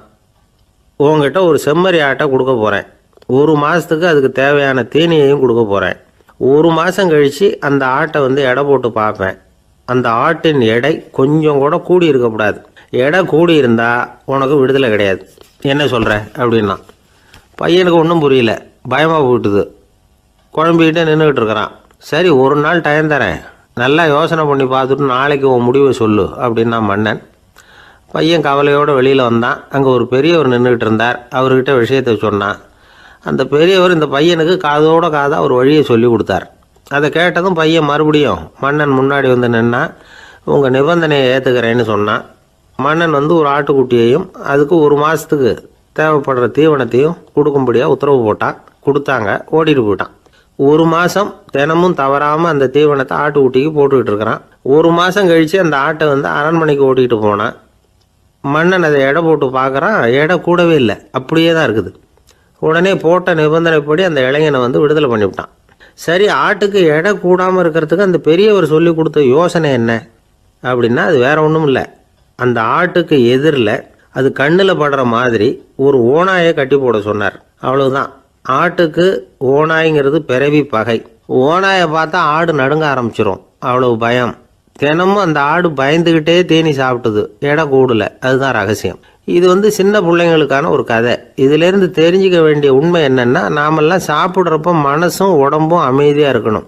அப்போ தான் அது உடம்புல ஒட்டும். அவசரத்துலேயும் பயத்துலையும் சாப்பிட்டா அது சரியா ஜீரணமாகாது. இன்னொரு ராஜா இருந்தார். அவரும் ஒரு இளைஞனை ஜெயிலில் அடைச்சி விட்டார். விடுதலை பண்ணணும்னா ஒரு கண்டிஷன்னார். என்னன்னு கேட்டான். ஒரு ஆட்டுக்குட்டியை அவன் முன்னாடி கொண்டாந்து நிறுத்துவேன், நீ அதுக்கிட்ட ஒரு கேள்வி கேட்கணும், அதுக்கு சரியான பதிலை சொல்லணும். அப்படி செஞ்சுட்டா உனக்கு விடுதலைன்னார். இளைஞன் யோசனை பண்ணி பார்த்தான். சரின்னு ஒத்துக்கிட்டான். அது பிரகாரமே ஆட்டுக்குட்டியை பதில் சொல்ல வச்சுட்டான். என்ன நடந்தது தெரியுமா? ஆட்டுக்குட்டியை கொண்டாந்து நிறுத்தினாங்க. இவன் மெதுவாக அதுக்கிட்ட போனான். அது காதுகிட்ட போய் ஏப்ரலுக்கு அடுத்த மாதம் என்ன மாதம்னு கேட்டான். அது உடனே மேன்னு கத்துச்சு. இவன் விடுதலை ஆயிட்டான். ஆந்திர நாட்டில் ஒரு அரசர் இருந்தார். அந்த அரசர்கிட்ட ஒரு அமைச்சர் இருந்தார். அந்த அமைச்சர் பேர் ராயண பாஸ்கர். அவர் ஒரு பெரிய அறிவாளி. அது மட்டும் இல்லை, மிகச்சிறந்த கொடையாளி. யார் வந்து எது கேட்டாலும் இல்லைன்னு சொல்ல மாட்டாராம். அதன் காரணமாகவே அவர்கிட்ட இருந்த செல்வம் நாளுக்கு நாள் குறைஞ்சிக்கிட்டே வந்துட்டு தான். கடைசியில் குடும்பத்துக்குன்னு எதுவும் வைக்காமலே அவர் போய் சேர்ந்துட்டார். மகனும் இறந்துட்டார். அந்த குடும்பத்தில் மிஞ்சி இருந்தது அவருடைய மருமகள், ஒரு பேரன், அவ்வளவுதான். இருந்த ஒரே சொத்து பழுதடைஞ்ச ஒரு வீடு. அந்த அம்மா மற்ற வீடுகளில் வேலை செஞ்சு தன்னுடைய பிள்ளைய படிக்க வச்சுக்கிட்டு வராங்க. அந்த புள்ள ஒரு பெரிய வள்ளலுடைய பேரன்கிறது அந்த பள்ளி வாத்தியார்களுக்கும் தெரியும். அதனால் அவங்களும் இவங்ககிட்ட கொஞ்சம் அன்பாகவும் அக்கறையாகவும் பழகி பாடம் சொல்லி கொடுத்துக்கிட்டு இருக்கிறாங்க. ஒரு நாள் ஒரு புகழ்பெற்ற கவிஞர் ஒருத்தர் அந்த பள்ளிக்கூடத்துக்கு வந்திருக்கிறார். ஆசிரியர்கள்கிட்ட பேசிக்கிட்டு இருந்தப்போ ஒரு செய்தியை சொன்னாராம்.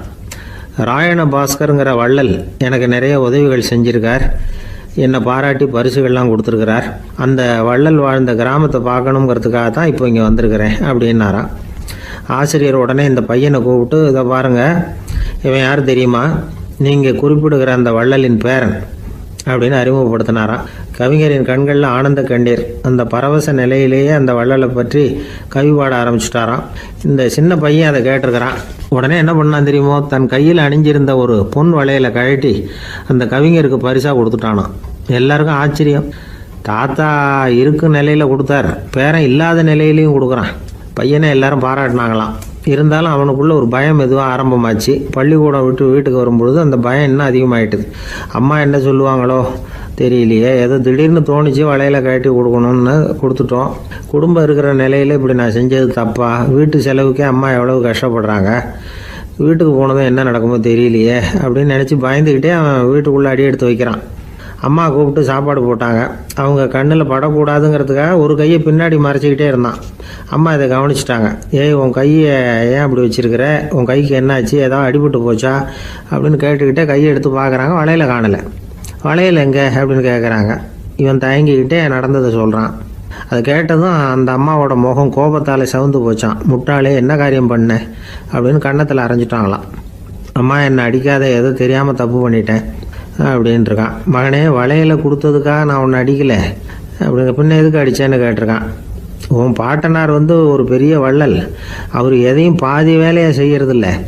அவருடைய பேரை நீ அரைகுறை வேலை செஞ்சுட்டு வந்திருக்கிற அப்படின்னாங்களாம். என்னம்மா சொல்கிறேன்ருக்கான். நீ ஒரே ஒரு வளையலை மட்டும்தானே கட்டி கொடுத்துருக்குற. கொடுக்குறதா இருந்தால் ரெண்டையும் சேர்த்துல கொடுத்துருக்கணும். அதுதானே உங்கள் தாத்தாவுக்கு பெருமை அப்படின்னாங்களாம். அம்மா, தெரியாமல் செஞ்சுட்டேன், உங்கள்கிட்டையும் அரை வாங்கிட்டேன் அப்படி இப்படின்னு அவன் சொல்லியிருக்கிறான். இப்போ அம்மா கொஞ்சம் இருங்க, அந்த கவிஞர் இன்றைக்கி நம்ம ஊரில் தான் தங்கியிருப்பார்.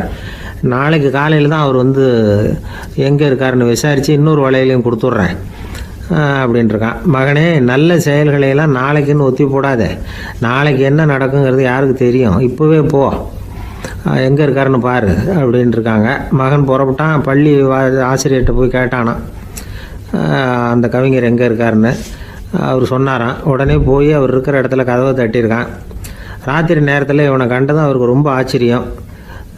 இவன் இன்னொரு கை வளையலையும் எடுத்து நீட்டியிருக்கான். அவர் திகைச்சு போய் நிற்கிறார். அவரால் என்ன பண்ணுறதுன்னே தெரியல. ஆனந்த கண்ணீர். இது வந்து பெரியவர்கள் கூற கேட்ட ஒரு வரலாறு. இன்றைக்கி இப்படிப்பட்டவங்களை பார்க்க முடியுமா? வறுமை வந்து வள்ளல் தன்மையை ஒன்று செய்து விடாதுங்கிறதுக்கு இது ஒரு உதாரணம். ஒருத்தன் இன்னொருத்தனை பார்த்து கேட்டானா, எங்கள் தாத்தா உங்கள் தாத்தாவுக்கு 100 ரூபா கடன் கொடுத்துருக்கிறார், அதை எப்போ திருப்பி கொடுக்க போகிறேன்னு. கவலைப்படாத, எங்கள் பேரன் அதை உங்கள் பேரன்ட்ட திருப்பி கொடுத்துருவான் அப்படின்னு நானா அவன். எனக்கு வாழ்க்கையே வெறுத்து போச்சு சார் அப்படின்னு சொல்லிட்டு ஒருத்தர் வந்தார்.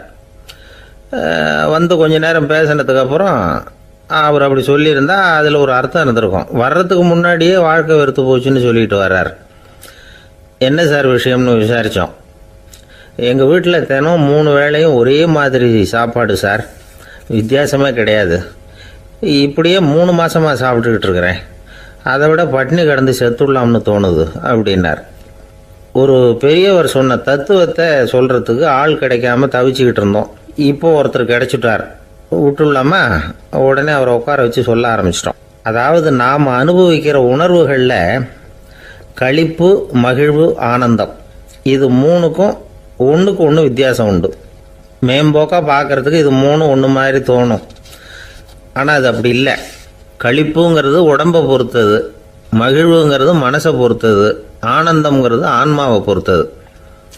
இப்படி இந்த 3 வகையான அந்த சுவைப்புகளின் தன்மையும் வேற வேற. இப்போ முதல்ல களிப்புங்கிறத எடுத்துக்குவோம். நம்ம புலன்களுக்கு களிப்பை தரக்கூடிய பொருள்களுக்கு சில விசேஷ குணம் உண்டு. அது எப்படின்னா, சீக்கிரமே சலிப்பை உண்டு பண்ணும். ஒருத்தர் அந்த பொருளை எடுத்துக்கிட்டா அது இன்னொருத்தருக்கு குறைஞ்சிரும். உணவு, உடை இதெல்லாம் களிப்பை தரக்கூடிய பொருள்கள். இப்போ உதாரணத்துக்கு, ஒரு சாப்பாட்டு மேசையில் ஒரு பாத்திரத்தில் 10 இட்லி இருக்குது. அதில் ஒரு 2 இட்லியை நம்ம தட்டில் எடுத்து வச்சு சாப்பிட்றோம். நாம் சாப்பிட்ட அந்த இட்லி நிச்சயமாக எதிரில் உட்காந்துருக்கிறவருக்கு இல்லை, அவருக்கு உபயோகப்படாது. நாம் சாப்பிட்ட அதே இட்லியை அவரும் சாப்பிட முடியாது, அவர் வேற தான் எடுத்து வச்சுக்கணும். அது மாதிரி நாம் ஒரு சட்டையை எடுத்து போட்டுக்கிறோம், அதே சட்டையை அதே நேரத்தில் இன்னொருத்தர் போட்டுக்க முடியாது. புலன்களுக்கு களிப்பை தரக்கூடிய இது மாதிரி பொருள்கள்லாம் முதல் தடவை நமக்கு கொடுக்குற களிப்பை 2வது தடவையும் கொடுக்காது. 3வது தடவை இன்னும் குறையும், கடைசியில் வெறுப்பாகவும் மாறிடும். ஒவ்வொன்றா இட்லியை தொடர்ந்து சாப்பிட்றோம்னு வச்சுக்கோங்க, முதல் இட்லி தரக்கூடிய சுவையை 30வது இட்லி தராது. முதல் தடவை புது சட்டையை போட்டுக்கிறப்போ நமக்கு இருக்கிற களிப்பு அதே சட்டையை 100வது தடவையாக போட்டுக்கிறோம்னு வைங்க, அப்போ இருக்குமா? இருக்காது. இதுதான் களிப்பு. அதாவது சீக்கிரமே சலிப்பை தரக்கூடியது. ஒருத்தர் எடுத்துக்கிட்டால் இன்னொருத்தருக்கு குறைஞ்சி போகக்கூடியது. ஆனால் மகிழ்ச்சிங்கிறது அப்படி இல்லை. ஒருத்தர் அனுபவிக்கிறதுனால இன்னொருத்தருக்கு குறைஞ்சி போகாது. இப்போ காலையில் சூரியன் உதயம் ஆகிறத பார்த்து சந்தோஷப்படுறோம், அதையே இன்னொருத்தரும் பார்த்து சந்தோஷப்படலாம். ஒரு நல்ல சங்கீதத்தை கேட்குறோம், ஒரு அழகான ஓவியத்தை ரசிக்கிறோம், நீங்கள் ரசிக்கிற அதே நேரத்தில் இன்னொருத்தரும் அதை ரசிக்கலாம். அதனால் அது குறைஞ்சி போகிறதில்ல. இது மகிழ்வு. ஆனால் ஒன்று, ஒரே பாடலை திரும்ப திரும்ப கேட்டுக்கிட்டு இருந்தால் கடைசியில் அலுப்பு தட்டும். அதாவது மகிழ்வுங்கிறது எப்படின்னா, மற்றவங்களோட பகிர்ந்து கொள்றதுனால குறையாது. ஆனால் ஒரே பொருள் மீண்டும் மீண்டும் அனுபவிப்பை தர்றப்போ முதல்ல மகிழ்வு அதிகரித்து அதுக்கப்புறம் அது மங்கி மறைஞ்சு போயிடும். இதுதான் அந்த மகிழ்வுங்கிறதுக்கு இலக்கணம். சரி, இப்போ 3வதாக சுகம் தரக்கூடிய ஆனந்தம்ங்கிறது எப்படின்னா, இது நமக்கு உள்ளே இருந்து சுரக்கிறது. மனசு சலனங்கள்லேருந்து விடுபடுறப்போ இந்த ஆனந்தம் நமக்கு கிடைக்கும். இது நிலையான சுகம், ஆத்ம சுகம். களிப்பிலிருந்து மகிழ்வுக்கும், மகிழ்விலிருந்து ஆனந்தத்துக்கும் செல்றது தான் மனிதன் நடத்த வேண்டிய முக்கியமான பயணம். இவ்வளவு விஷயத்தையும் கேட்டுட்டு இந்த காலத்து பையன் ஒருத்தன் வந்தான். சார், இப்போ நீங்கள் ஒரு சாப்பாட்டு மேசையில் ஒரு 10 இட்லி வைக்கிறீங்க, என்ன உட்கார வைங்க, எதிரில் இன்னொருத்தனை உட்கார வைங்க, நான் களிப்பு மகிழ்வுலாம் தாண்டி நேரடியாக ஆனந்தத்துக்கு பயணம் பண்ணி காட்டுறேன் அப்படின்னா.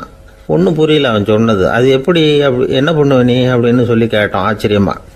2 இட்லி சாப்பிட்டா தானே சார் களிப்பு, நான் 10 இட்லியும் மொத்தமாக சாப்பிட்ருவேன், அடுத்தவனுக்கு எதுவும் கிடைக்காது, அவனுக்கு கிடைக்காதபடி நாமே சாப்பிட்டுடுறோம்ல, அதுதானே நமக்கு ஆனந்தம் அப்படின்னு அதுக்கு ஒரு விளக்கம் சொல்கிறான்.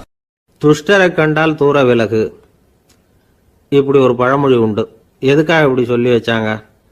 துஷ்டன் ஏதாவது தொந்தரவு கொடுப்பான், அதனால் அவனை கண்டா பயந்துக்கிட்டு ஓடி ஒளிஞ்சிக்கோ அப்படின்னா இதுக்கு அர்த்தம் அப்படி இல்லை. ஒரு துஷ்டன் கிட்ட நெருங்கி போகிறோம்னு வச்சுக்கோங்க, அவன் நமக்கு கெடுதலான ஆலோசனைகள் எதையும் சொல்லலாம், அல்லது அவன் தீய உணர்வுகள் உள்ளவனா இருக்கலாம், அல்லது தீய செயல்கள் செய்யக்கூடியவனா இருக்கலாம், அல்லது தீய நட்புனால அவன் ஏற்கனவே கெட்டு போனவனா கூட இருக்கலாம். இப்படிப்பட்டவனை நெருங்கி போனா அவனோட பாதிப்பு நமக்கும் வந்துடும். அதனால விலகி போ அப்படின்னு சொல்றாங்க. இதையே கொஞ்சம் விவரமா இப்ப பார்ப்போமே. இப்ப இந்த துஷ்டர்களை 4 வகையா பிரிக்கிறாங்க. இந்த 4 வகைக்கும் உதாரணம் வேணும்னா வேற எங்கேயும் போக வேண்டியதில்லை, மகாபாரதத்தை பார்த்தாவே போதும். அதுல இந்த 4 வகையான தீயோரும் வர்றாங்க. முதல் வகைக்கு உதாரணம் சகுனி. இவன் மனசுல எப்பவும் தீய எண்ணங்கள் தான் நிறைஞ்சி இருக்கும், கனவுல கூட தீய ஆலோசனைகள். யாராவது ஒருத்தர் நல்லபடியா வாழ்ந்தா அதை இவனால சகிச்சிக்க முடியாது. இப்படிப்பட்டவனோட நெருங்கிய தொடர்பு துரியோதனனுக்கு கிடைச்சது. துரியோதனன் எப்படின்னா, அவன் ஏற்கனவே தீய காரியங்கள் செய்யறதுக்கு தயங்காதவன். அப்படிப்பட்டவனுக்கு தீய போதனைகள் செய்யறதுக்கு சகுனி உதவுனான். இந்த 2 பேரோட சகவாசம் இன்னொருத்தனுக்கு கிடைச்சது. அவன் யாருன்னா துச்சாதனன். அவன் தீய நடத்தை உள்ளவன். இந்த 3 பேரும் ஒன்று சேர்ந்தா என்னத்துக்கு ஆகும்? உலகமே கெட்டு போடும்ல. இந்த 3 துஷ்டர்களோட நல்லவன் ஒருத்தன் வந்து சேர்ந்தான். அவன் தான் கர்ணன். கர்ணன் வந்து இயல்பாகவே உத்தம குணம் உள்ளவன். அவன் நல்லவங்களோட சேராம இப்படிப்பட்ட கெட்டவங்க கிட்ட வந்து நட்பு வச்சுக்கிட்டான். அதனால அவனும் தீய செயல்களில் ஈடுபடுறது மாதிரி ஆயிடுது. துரியோதனனுடைய நண்பனா அவனுடைய ஆதரவுல வளர்ந்ததுனால அவனுக்கு துணையா இருக்க வேண்டி இருக்குது அப்படின்னா. நட்பு உரிமையினால உதவி புரிய வேண்டியது சரிதான், அது தப்புன்னு சொல்ல முடியாது. இருந்தாலும் தீய செயல்களுக்கு உதவி செய்யறது சரியில்லை. புத்தி பலம் புஜ பலம் எல்லாம் இருந்தா கூட தெய்வ பலம் இல்லைன்னா ஜெயிக்க முடியாது. கர்ணன் வந்து மகா வீரன். இருந்தாலும் கடைசியில் அவன் கதி என்னாச்சு? அவங்ககிட்ட எல்லா நல்ல குணங்களும் இருந்தது. இருந்தாலும் ஏன் இப்படி ஆச்சு? தீயவர்களுடைய சேர்க்கை தான் காரணம். அவங்களோட சேர்ந்ததுனால இவனையும் அப்படியே நினைக்க ஆரம்பிச்சுட்டாங்கல்ல. 4 வகை துஷ்டர்கள்ல இவனும் ஒரு வகை அப்படின்னு சொல்ல ஆரம்பிச்சிட்டாங்க. அதாவது தீய ஆலோசனைக்கு சகுனி, தீய உணர்வுகளுக்கு துரியோதனன், தீய செய்கைக்கு துச்சாதனன், தீய நட்புக்கு கர்ணன். இப்படி உதாரணமாயிட்டான். அதனாலதான் துஷ்டரை கண்டால் தூர விலகு அப்படின்னு சொன்னாங்க. அது புராண காலம். இப்பெல்லாம் நிலைமை வந்து கொஞ்சம் வேற விதமா இருக்குது. அன்னைக்கு ஒரு நாள் அப்படிதான் ஒரு காட்டு பாதையில யாரோ ஒருத்தர் அடிபட்டு கிடந்தார். யாரோ ஒரு துஷ்டன் அவனை வந்து அடிச்சு போட்டுட்டு போயிட்டான் போல இருக்கு. அந்த வழியா போன ஒருத்தர் பரிதாபப்பட்டு அவனை போய் தூக்குனார், ஆறுதல் சொன்னார். இதை பாருங்க, இந்த வழியா எப்பவும் தனியா வரக்கூடாது. ஏன்னா இங்க ஒரு ரவுடி இருந்துகிட்டு வர்றவங்க போறவங்களெல்லாம் வழிப்பறி பண்ணிட்டு இருக்கிறதா கேள்விப்பட்டிருக்கிறேன் அப்படின்னாராம். இனிமே அப்படி கேள்விப்பட மாட்டீங்க அப்படின்னு அந்த ஆளு. ஏன்னு கேட்டிருக்காரு இவர். அவன் சொல்லியிருக்கான், நான் தான் சார் அந்த ரவுடி. இந்த வழியா போனவங்க கிட்ட தகராறு பண்ணேன். அவங்க தான் என்ன இப்படி அடிச்சு போட்டு என்கிட்ட இருந்த பணத்தையெல்லாம் பிடுங்கிட்டு போட்டாங்க சார். காலம் ரொம்ப கெட்டு போச்சு அப்படின்னு நானா ரொம்ப பரிதாபமா. ஒரு மனுஷனை பார்த்து என்கிட்ட வாலாட்டாதே அப்படின்னு சொன்னா அவன் நம்மகிட்ட ஏதோ வம்புக்கு வர்றான்னு அர்த்தம். ஒரு நாயை பார்த்து யாரும் என்கிட்ட வாலாட்டாதே அப்படின்னு சொல்றது இல்லை. ஏன்னா நாய் வாலாட்டுனா அது நம்மகிட்ட தன்னுடைய நன்றியை தெரிவிக்கிறதாக நினைச்சுக்கிட்டு இருக்கிறோம். ஆனால் அது அப்படி இல்லை அப்படின்னு சொல்றாங்க அது சம்பந்தமான நிபுணர்கள். ஒரு நாய் தன்னுடைய வாலை இந்த பக்கமும் அந்த பக்கமுமா இப்படியும் அப்படியும் ஆட்டிக்கிட்டு இருந்தா அது வந்து பதட்டத்தில் கூட இருக்கலாம். நாய் நட்பாக இருந்தாலும் வாலாட்டும், ஆத்திரத்தில் இருந்தாலும் வாலாட்டும், கோபத்தில் இருந்தாலும் வாலாட்டும், குழப்பத்தில் இருந்தாலும் வாலாட்டும், மகிழ்ச்சியாக இருந்தால் கூட அது வாலாட்டும். அதை நாம் வந்து தப்பாக புரிஞ்சுக்கிட்டு அதுக்கிட்ட போய் மாட்டிக்கக்கூடாது. நாயை பற்றி எனக்கு நல்லா தெரியும் அப்படின்னு சொல்கிறவங்க கூட அதுக்கிட்ட கடி வாங்கிட்டு வந்து நிற்கிறது உண்டு. நிபுணர்கள் என்ன சொல்கிறாங்க தெரியுமா? எப்போவுமே நாய்கள் திடீர்னு வந்து கடிச்சு விடுறதில்ல, கடிக்கிறதுக்கு முன்னாடி சில அறிகுறிகளை காட்டும். அதை சரியாக புரிஞ்சுக்கிட்டோம்னா தப்பிச்சுக்கலாம். ஒரு வீட்டுக்கு போகிறீங்க, அங்கே புதுசாக ஒரு நாயை பார்க்குறீங்க, உடனே அதுக்கிட்ட போய் குனிஞ்சு சிரிச்சுக்கிட்டே அது தலையில் தட்டுறீங்க. இது ரொம்ப தப்பான். ஒரு நாய் இன்னொரு நாயை நேருக்கு நேர் பார்த்து பல்ல காட்டுனா அது தன்னுடைய தன்முனைப்பை காட்டுதுன்னு அர்த்தமா. உன்னை விட நான் பெரியவன் அப்படின்னு சொல்லுதுன்னு அர்த்தம். அதனால் நீங்கள் அது மாதிரி கிட்ட போய் சிரிக்கிறோம் அப்படின்னு நினச்சிக்கிட்டு பல்ல காட்டினா உங்களையும் எதிரியாக நினச்சிரும். இன்னொரு விஷயம் என்னென்னா, தலையில் தட்டுனா நாய்க்கு பிடிக்காது. அது வந்து தன்னை அடக்கிறதாகவும் அச்சுறுத்துறதாகவும் நினச்சிக்கிட்டு இருக்கும். சரி, அப்படின்னா புதுசாக ஒரு இடத்துல அல்லது வீட்டில் நாய்க்குட்டியை பார்த்தா என்ன பண்ணுறது? நீங்கள் சும்மா இருங்க, அதுவாக கிட்ட வரட்டும். அதுக்கப்புறம் அதுக்கிட்ட கனிவாக பேசுங்க. கன்னம், மார்பு, தோல் இங்கெல்லாம் தட்டலாம், தப்பு இல்லையா? தலையில் தான் தட்டப்படாதான். ஒரு நாய் வந்து உங்களை நோக்கி ஓடி வருது, நீங்களும் ஓடுனா அது துரத்த ஆரம்பிச்சிடும். அசையாமல் சில மாதிரி நின்றுடுங்க, அது கிட்ட வராது. அதுக்கு ஆர்வம் இல்லாமல் போயிடும். ஒரு தெருவில் சின்ன பிள்ளைங்க நிறைய பேர் விளையாடிக்கிட்டு இருக்கிறாங்க. அப்போ சில நாய்கள் அங்கே ஓடி வருது. எல்லாரும் ஓடினாங்க. அப்படி ஓடுறப்போ ஒரு பையன் கால் தடிக்க கீழே விழுந்துட்டான். என்னாச்சு தெரியுமா? துரத்திட்டு வந்த நாய்கள்லாம் கீழே விழுந்தவனை ஒன்றும் செய்யலை, அவன்கிட்டே போகல. ஓடிக்கிட்டு இருந்தாங்கல்ல பசங்க, அவங்கள துரத்திக்கிட்டு அவங்க பின்னாடி ஓடிச்சான். அதுதான் நாய்களுடைய சுபாவம். ஒரு நாய் நம்மளை நேருக்கு நேர் முறைச்சி பார்க்குதுன்னு வச்சுங்க, நாமளும் அதை முறைச்சி பார்க்கக்கூடாது. நாம் வேறு பக்கம் எங்கேயாவது பார்க்க ஆரம்பிச்சிடணும். ஒரு நாய் வந்து கோபமாக இருந்ததுன்னா அதோட வால் வந்து உறுதியாக நேராக நிற்கும். ஒரு நாய் பணிந்து போனால் அல்லது பயந்து போனால் அது தன்னோட வாலை காலுக்கு நடுவில் வச்சுக்கும். ஒரு நாய் நம்மளை பார்த்து பயந்து நிற்கிதுன்னு வச்சுங்க, அதனால் நமக்கு ஆபத்து இல்லைன்னு நினச்சிடக்கூடாது.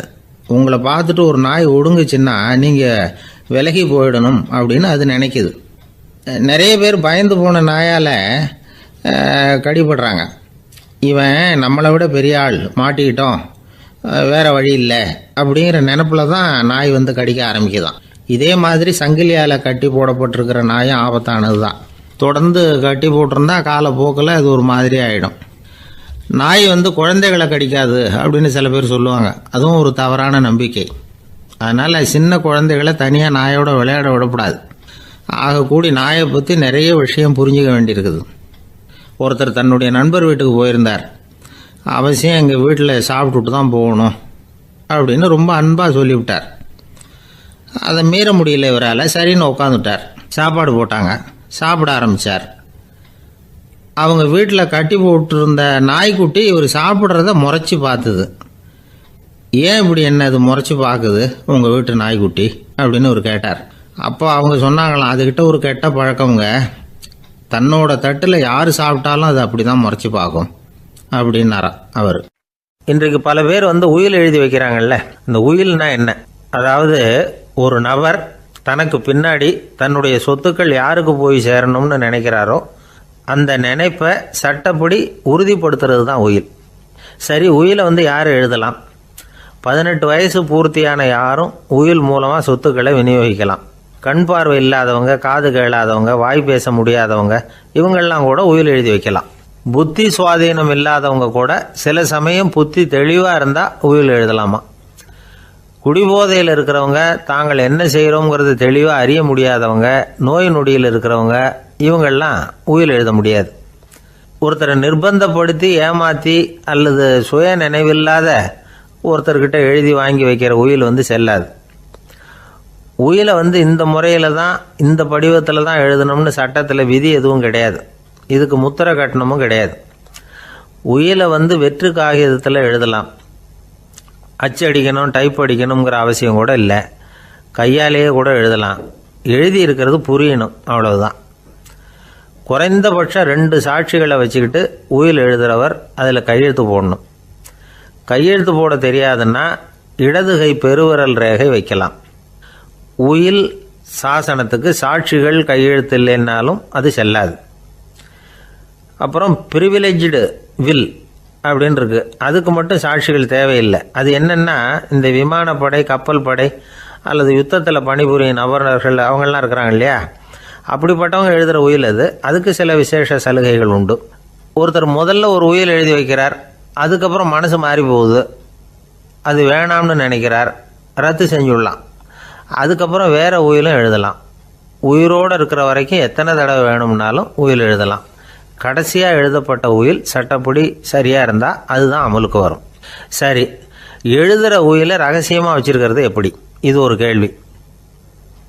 இதுக்கு என்ன செய்யணும்னா, ஒருத்தர் உயிலை எழுதினதுக்கு அப்புறம் அவர் தானாவோ அல்லது அங்கீகரிக்கப்பட்ட முகவர் மூலமாகவோ, அதாவது ஒரு ஏஜெண்ட் மூலமாகவோ, ஒரு கவரில் போட்டு சீல் வச்சு கவர் மேலே தன்னுடைய பெயரை எழுதி அல்லது அந்த ஏஜெண்ட் பெயரை எழுதி கவர் மேலே என்ன அடக்கம் செய்யப்பட்டிருக்கு, உள்ளே என்ன இருக்குது அப்படிங்கிற விவரம்லாம் எழுதி சார் பதிவாளர்கிட்ட ஒப்படைக்கலாம். இதுக்கு கட்டணம் உண்டு. அதுக்கப்புறம் எப்போ தேவைப்படுதோ அப்போ ஒரு மனு கொடுத்து அந்த கவரை திரும்ப வாங்கிக்கலாம்.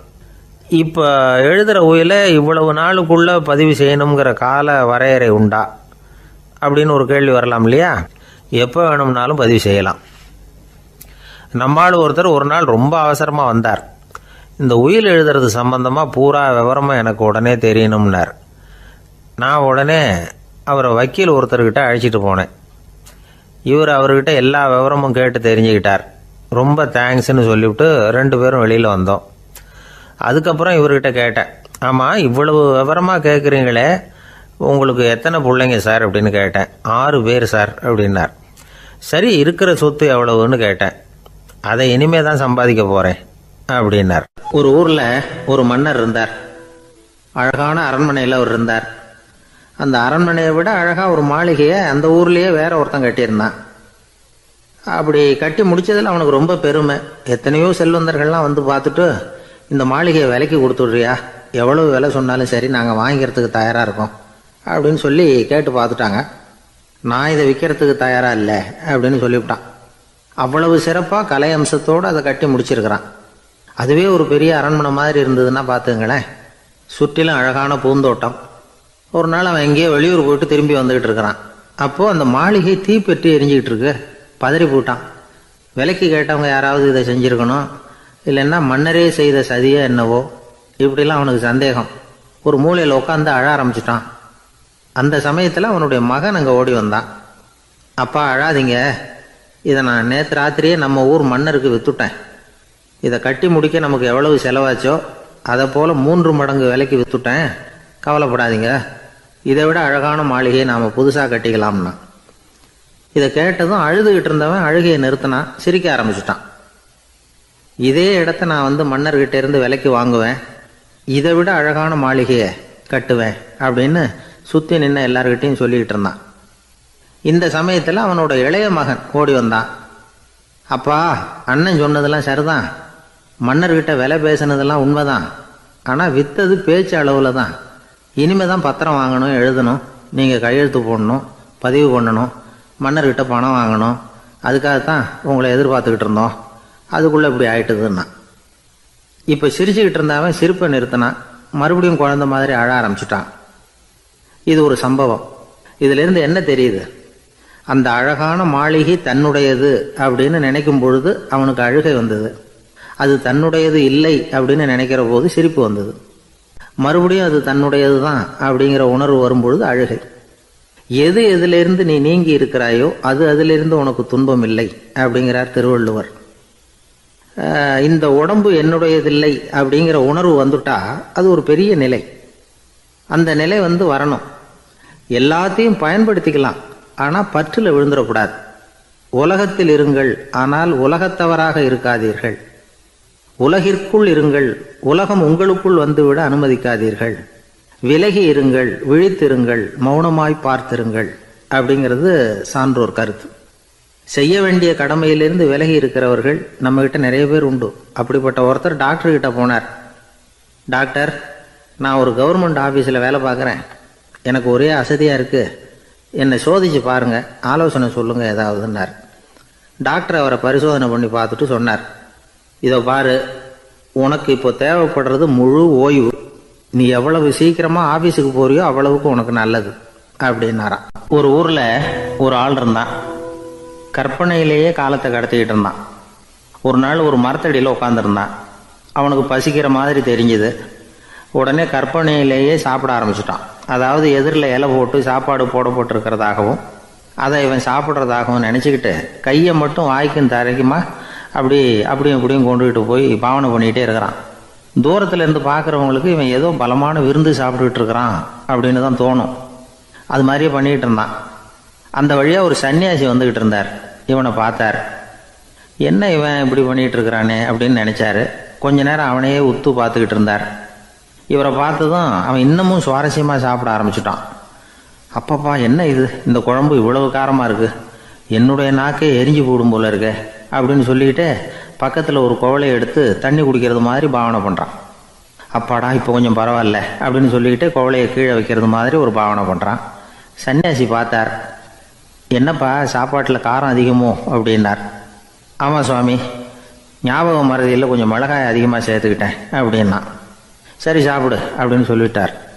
அவன் சாப்பிட்டு முடிக்கிற வரைக்கும் பொறுமையாக உட்காந்துருந்தார். அவன் அப்பாடா அப்படின்னு சொல்லிட்டு மறுபடியும் தண்ணியை எடுத்து குடித்தான். எல்லாம் கற்பனையிலேயே. அதுக்கப்புறம் சன்னியாசி பேச ஆரம்பித்தார். இதை பாருப்பா, உன்னுடைய கற்பனையை நான் மெச்சுறேன், இருந்தாலும் உன் சாப்பாட்டில் ஒரு இனிப்பையும் வச்சுருக்கலாமே, ஏன் மிளகாயை அளவுக்கு அதிகமாக போட்டுவிட்டு அவஸ்தைப்படுறேன் அப்படின்னார். அவன் யோசிக்க ஆரம்பித்தான்.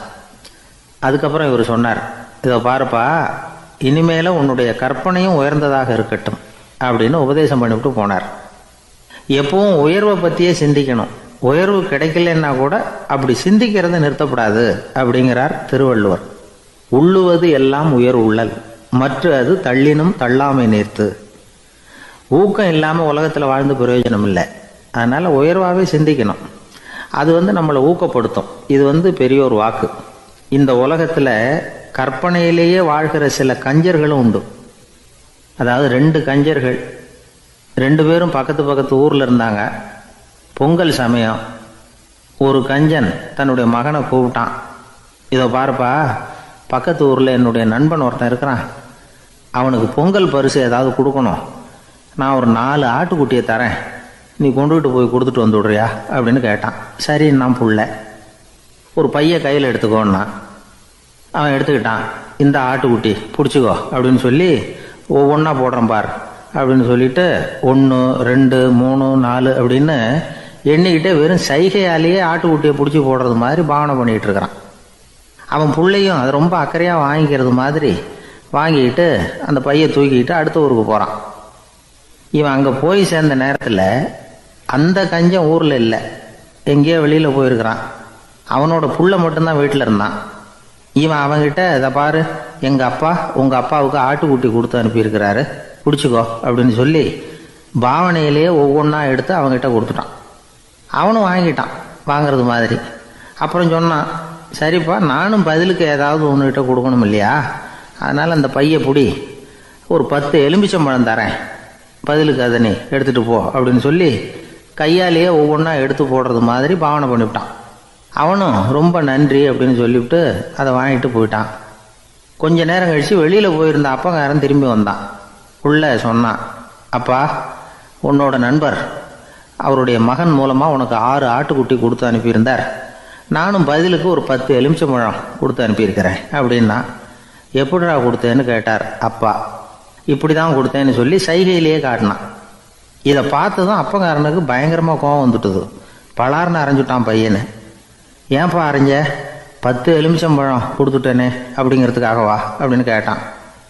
அது கூட பரவாயில்ல, நீ காட்டுற சைகையை பார்த்தா ஆரஞ்சு பழம் சைஸுக்கு இருக்குதே, அவ்வளவு பெருசாக ஏன் கொடுத்த? அதுதான் எனக்கு கோபம் அப்படி. ஒரு நண்பர் யாருக்கோ ஃபோன் பண்ணிக்கிட்டு இருந்தார். அவர் பேசி முடித்ததும் நான் அவரை பார்த்து, இப்போ ஃபோன் பண்ணிங்களே, அந்த ஃபோன் நம்பர் என்ன அப்படின்னு கேட்டேன். அவர் தலையை சொரிஞ்சுக்கிட்டார், ஞாபகம் வரலன்னார். சரி சார், அதை விடுங்க, உங்கள் மனைவி பேர் என்ன அப்படின்னு கேட்டேன். மாலதின்னார். என்ன சார் இது வேடிக்கை, கொஞ்ச நேரத்துக்கு முன்னாடி பேசின ஃபோன் நம்பர் மறந்து போச்சு, எப்போவோ கல்யாணம் பண்ணிக்கிட்ட மனைவி பேர் மறக்கலை, அதை கரெக்டாக சொல்லிவிட்டீங்களே அப்படின்னு கேட்டேன். அவர் என்ன ஒரு மாதிரியாக பார்த்தார். அவர் அப்படி என்னை பார்த்ததில் ஒன்றும் தப்பு இல்லை, ஏன்னா நாம் எல்லாருமே அப்படித்தானே, ஒரு குறிப்பிட்ட காரியத்துக்காக தொலைபேசியில் ஒருத்தட்ட பேசுகிறோம், அதுக்கப்புறம் அந்த எண் நமக்கு அனாவசியம், அதனால் மறந்துடுறோம். இதுக்கு பேர் தான் தற்காலிக ஞாபகம். ஆனால் மனைவி பேரை மறந்துட முடியுமா? முடியாது. அது அவசியமான ஒன்று. அடிக்கடி அந்த பேரை உபயோகப்படுத்துகிறோம், அதனாலேயும் அது முக்கியங்கிறதுனாலேயும் அதை மறக்கறதில்லை. இதுக்கு பேர் நிரந்தர ஞாபகம். சரி, இந்த தற்காலிக ஞாபகம், நிரந்தர ஞாபகம், இது 2 ஞாபக அளவுகளையும் கட்டுப்படுத்துறது எது அப்படின்னா மூளைக்குள்ளே நடக்கிற மின்சார நடவடிக்கைகள் தான். தற்காலிக ஞாபகம் ஒரு மின்னல் மாதிரி தோன்றி மறையுது. நிரந்தர ஞாபகம் ஒரு படிவம் போல மூளையில் படிஞ்சுடுது. ஒரு சம்பவத்தின் பல பிரதிகள் மூளையில் பல்வேறு பகுதிகளிலேயும் படிகிறதுனால ஒன்று மறைஞ்சாலும் மறந்தாலும் இன்னொன்று மறையறதில்லை. இப்படிப்பட்ட நிலைமையில தான் இந்த தொண்டையில் இருக்கு, வாயில் வரமாட்டேங்குது சார் அப்படிமா. ஒருத்தருக்கு எந்த துறையில் ஆர்வமும் ஈடுபாடும் அதிகமோ அது சம்பந்தமான ஞாபக சக்தி அதிகமாக இருக்கும். தொழிலை விரும்புகிற ஒரு டெலிஃபோன் ஆப்ரேட்டருக்கு எண்கள்லாம் நல்ல ஞாபகம் இருக்கும். அது மாதிரி கவிஞர்களுக்கு வார்த்தைகள் நல்ல ஞாபகத்தில் இருக்கும். இது ஒரு பக்கம் இருந்தாலும் ஒரு மூளை எண்களை விட எழுத்துக்களை விட படங்களை ரொம்ப சுலபமாக ஞாபகத்தில் வச்சுக்குது. புரிஞ்சுக்கிற தன்மை, அனுபவம், புத்தி கூர்மை இது கூடி குறையிறத பொறுத்து ஞாபக சக்தியும் ஏறும் இறங்கும். இப்போ உதாரணத்துக்கு ஒரு பையனுக்கு படித்தது எதுவும் ஞாபகத்தில் இல்லைன்னா அவன் அதை சரியாக புரிஞ்சுக்கலைன்னு அர்த்தம். இந்த மறதிங்கிறது எந்த சமயத்தில் ஒரு பிரச்சனை ஆகுது தெரியுமா? உங்களுக்கு வேண்டியப்பட்ட ஒருத்தரை ஞாயிற்றுக்கிழமை சாயந்தரம் சரியாக 5 மணிக்கு கடற்கரைக்கு வர சொல்லிவிட்டு அந்த நேரத்தை மறந்துவிட்டா அது பரவாயில்ல, வர சொன்னதையே மறந்துவிட்டா தான் நிலைமை மோசம்னு அர்த்தம். இப்படி இருந்தால் இது சிகிச்சை எடுத்துக்க வேண்டிய நிலைமைங்கிறத புரிஞ்சுக்கணும். ஆமாம், இதுக்கும் மருந்து இருக்குது. ஆனால் மூளை குறிப்பிட்ட அளவுக்கு கீழே இயங்குறப்போவோ இன்னொன்று சொல்லுவாங்க, இந்த நியூரோ டிரான்ஸ்மிட்டர் அப்படின்னு சொல்லுவாங்க. அப்படிங்கிற மூளை ரசாயனம் ரொம்பவும் குறைஞ்சி போகிறப்போ மட்டும்தான் உபயோகப்படும். டாக்டர் என்ன சொல்கிறாங்க தெரியுமா? மூளையை பொறுத்த வரைக்கும் அதில் ஞாபக சக்தி அதிகமாக உள்ள மூளை, மறதி உள்ள மூளை அப்படின்னு ஒன்றும் கிடையாது அப்படிங்கிறாங்க. நினைவு வச்சுக்கிறதுக்கு பயிற்சி அளிக்கப்பட்ட மூளை, பயிற்சியற்ற மூளை அப்படின்னு வேணும்னா சொல்லலாம் அப்படின்னு சொல்கிறாங்க. அதனால் நம்ம ஞாபக சக்திங்கிறது நம்மக்கிட்ட இருக்கிற பயிற்சி, முயற்சி இதை பொறுத்து தான் அமையும். ஒருத்தர் ஒரு பென்சிலை எங்கேயோ வச்சுக்கிட்டு தேடிக்கிட்டு இருந்தார். அப்புறம் என்னமோ தீவிரமாக யோசனை பண்ணி அதை ஞாபகப்படுத்தி பார்த்துக்கிட்டு இருந்தாராம். எதிரில் உட்காந்துருந்தவர் சொன்னார், பென்சிலை தானே தேடிக்கிட்டு இருக்கீங்க, அது உங்கள் வலது காதில் இருக்குது சார் அப்படின்னாராம் அவர். இதுக்கு அவர் சொல்லியிருக்காரு, பென்சிலை வலது காதில் தான் வச்சுருக்கேங்கிறது எனக்கு நல்லா ஞாபகம் இருக்குது, ஆனால் எது வலது காதுங்கிறது தான் மறந்து போச்சு அப்படின்னாராம். அவர் அதை தான் யோசிச்சுட்டு இருந்திருக்கிறார். எனக்கு ஒரு உதவி செய்யணும் அப்படின்னு நம்மளை பார்த்து ஒருத்தர் கேட்குறாருன்னு வச்சுங்களேன், உடனே நாம் அவரை பார்த்து என்ன உதவின்னு கேட்போம். இதுதான் சராசரி மனிதர்களின் இயல்பு. ஆனால் ஒருத்தர் எனக்கு ஒரு உதவி செய்யணும் அப்படின்னு கேட்ட உடனே என்ன உதவின்னு கூட கேட்காம சரி செய்கிறேன் அப்படின்னு ஒத்துக்கிறது இருக்கு பாருங்கள், அது கொஞ்சம் அபூர்வம். அந்த காலத்தில் ஒருத்தர் இருந்தார். அவர் எப்படி தெரியுமா, உதவி கேட்குறவங்க நல்லவங்களா கெட்டவங்களா அப்படின்னு கூட பார்க்கல, தனக்கு நன்மையா தீமையா அப்படின்னு கூட பார்க்கல, உதவி செய்கிறேன்னு புறப்பட்டு விட்டார். அவர் யார் தெரியுமா, அவர் தான் நல சக்கரவர்த்தி. அவர் மாதிரி நாமும் உதவி கேட்குறவங்களுக்கு உடனே உதவி செய்கிறதுக்கு தயாராக இருக்கணும் அப்படின்னு சொன்னார் ஒரு ஆன்மீக பேச்சாளர். நல சரித்திரத்தை அவர் சொல்லிக்கிட்டு இருந்தார். இந்திரன், அக்னி, வருணன், யமன் இவங்க 4 பேரும் நலனை பார்த்து எங்களுக்கு நீ உதவி செய்யணும், எங்களுக்காக நீ தூது போகணும் அப்படின்னு கேட்குறாங்க. யாருக்கிட்ட தூது போகணும், என்ன காரியத்துக்காக போகணும் அப்படின்னு கேட்கணும்ல. நலன் அப்படி கேட்கவே இல்லை, உடனே சரின்னு ஒத்துக்கிறான். அதுக்கப்புறம் அவங்க விவரம் சொல்கிறாங்க, என்ன உதவி, யாருக்கிட்ட தூது போகணும் அப்படிங்கிற விவரத்தை சொல்கிறாங்க. நலனுக்கும் அப்புறம்தான் புரியுது, எந்த தமயந்தியை இவன் காதலிச்சானோ, எந்த தமயந்தின் சுயமரத்துக்காக இவன் போய்கிட்டு இருக்கிறானோ அந்த தமயந்தியை பார்த்து தங்களுக்காக அவகிட்ட வாதாடணும், பேசணும், தங்களில் ஒருத்தரை கல்யாணம் பண்ணிக்கும்படியாக கேட்கணும் அப்படின்னு அவங்க 4 பேரும் நலன்கிட்ட கேட்குறாங்க. இதை கேட்டதும் நலன் கொஞ்சம் கூட முகம் சுளிக்கலை, பதட்டப்படலை, நேராக தமயந்தி கிட்ட போகிறான்.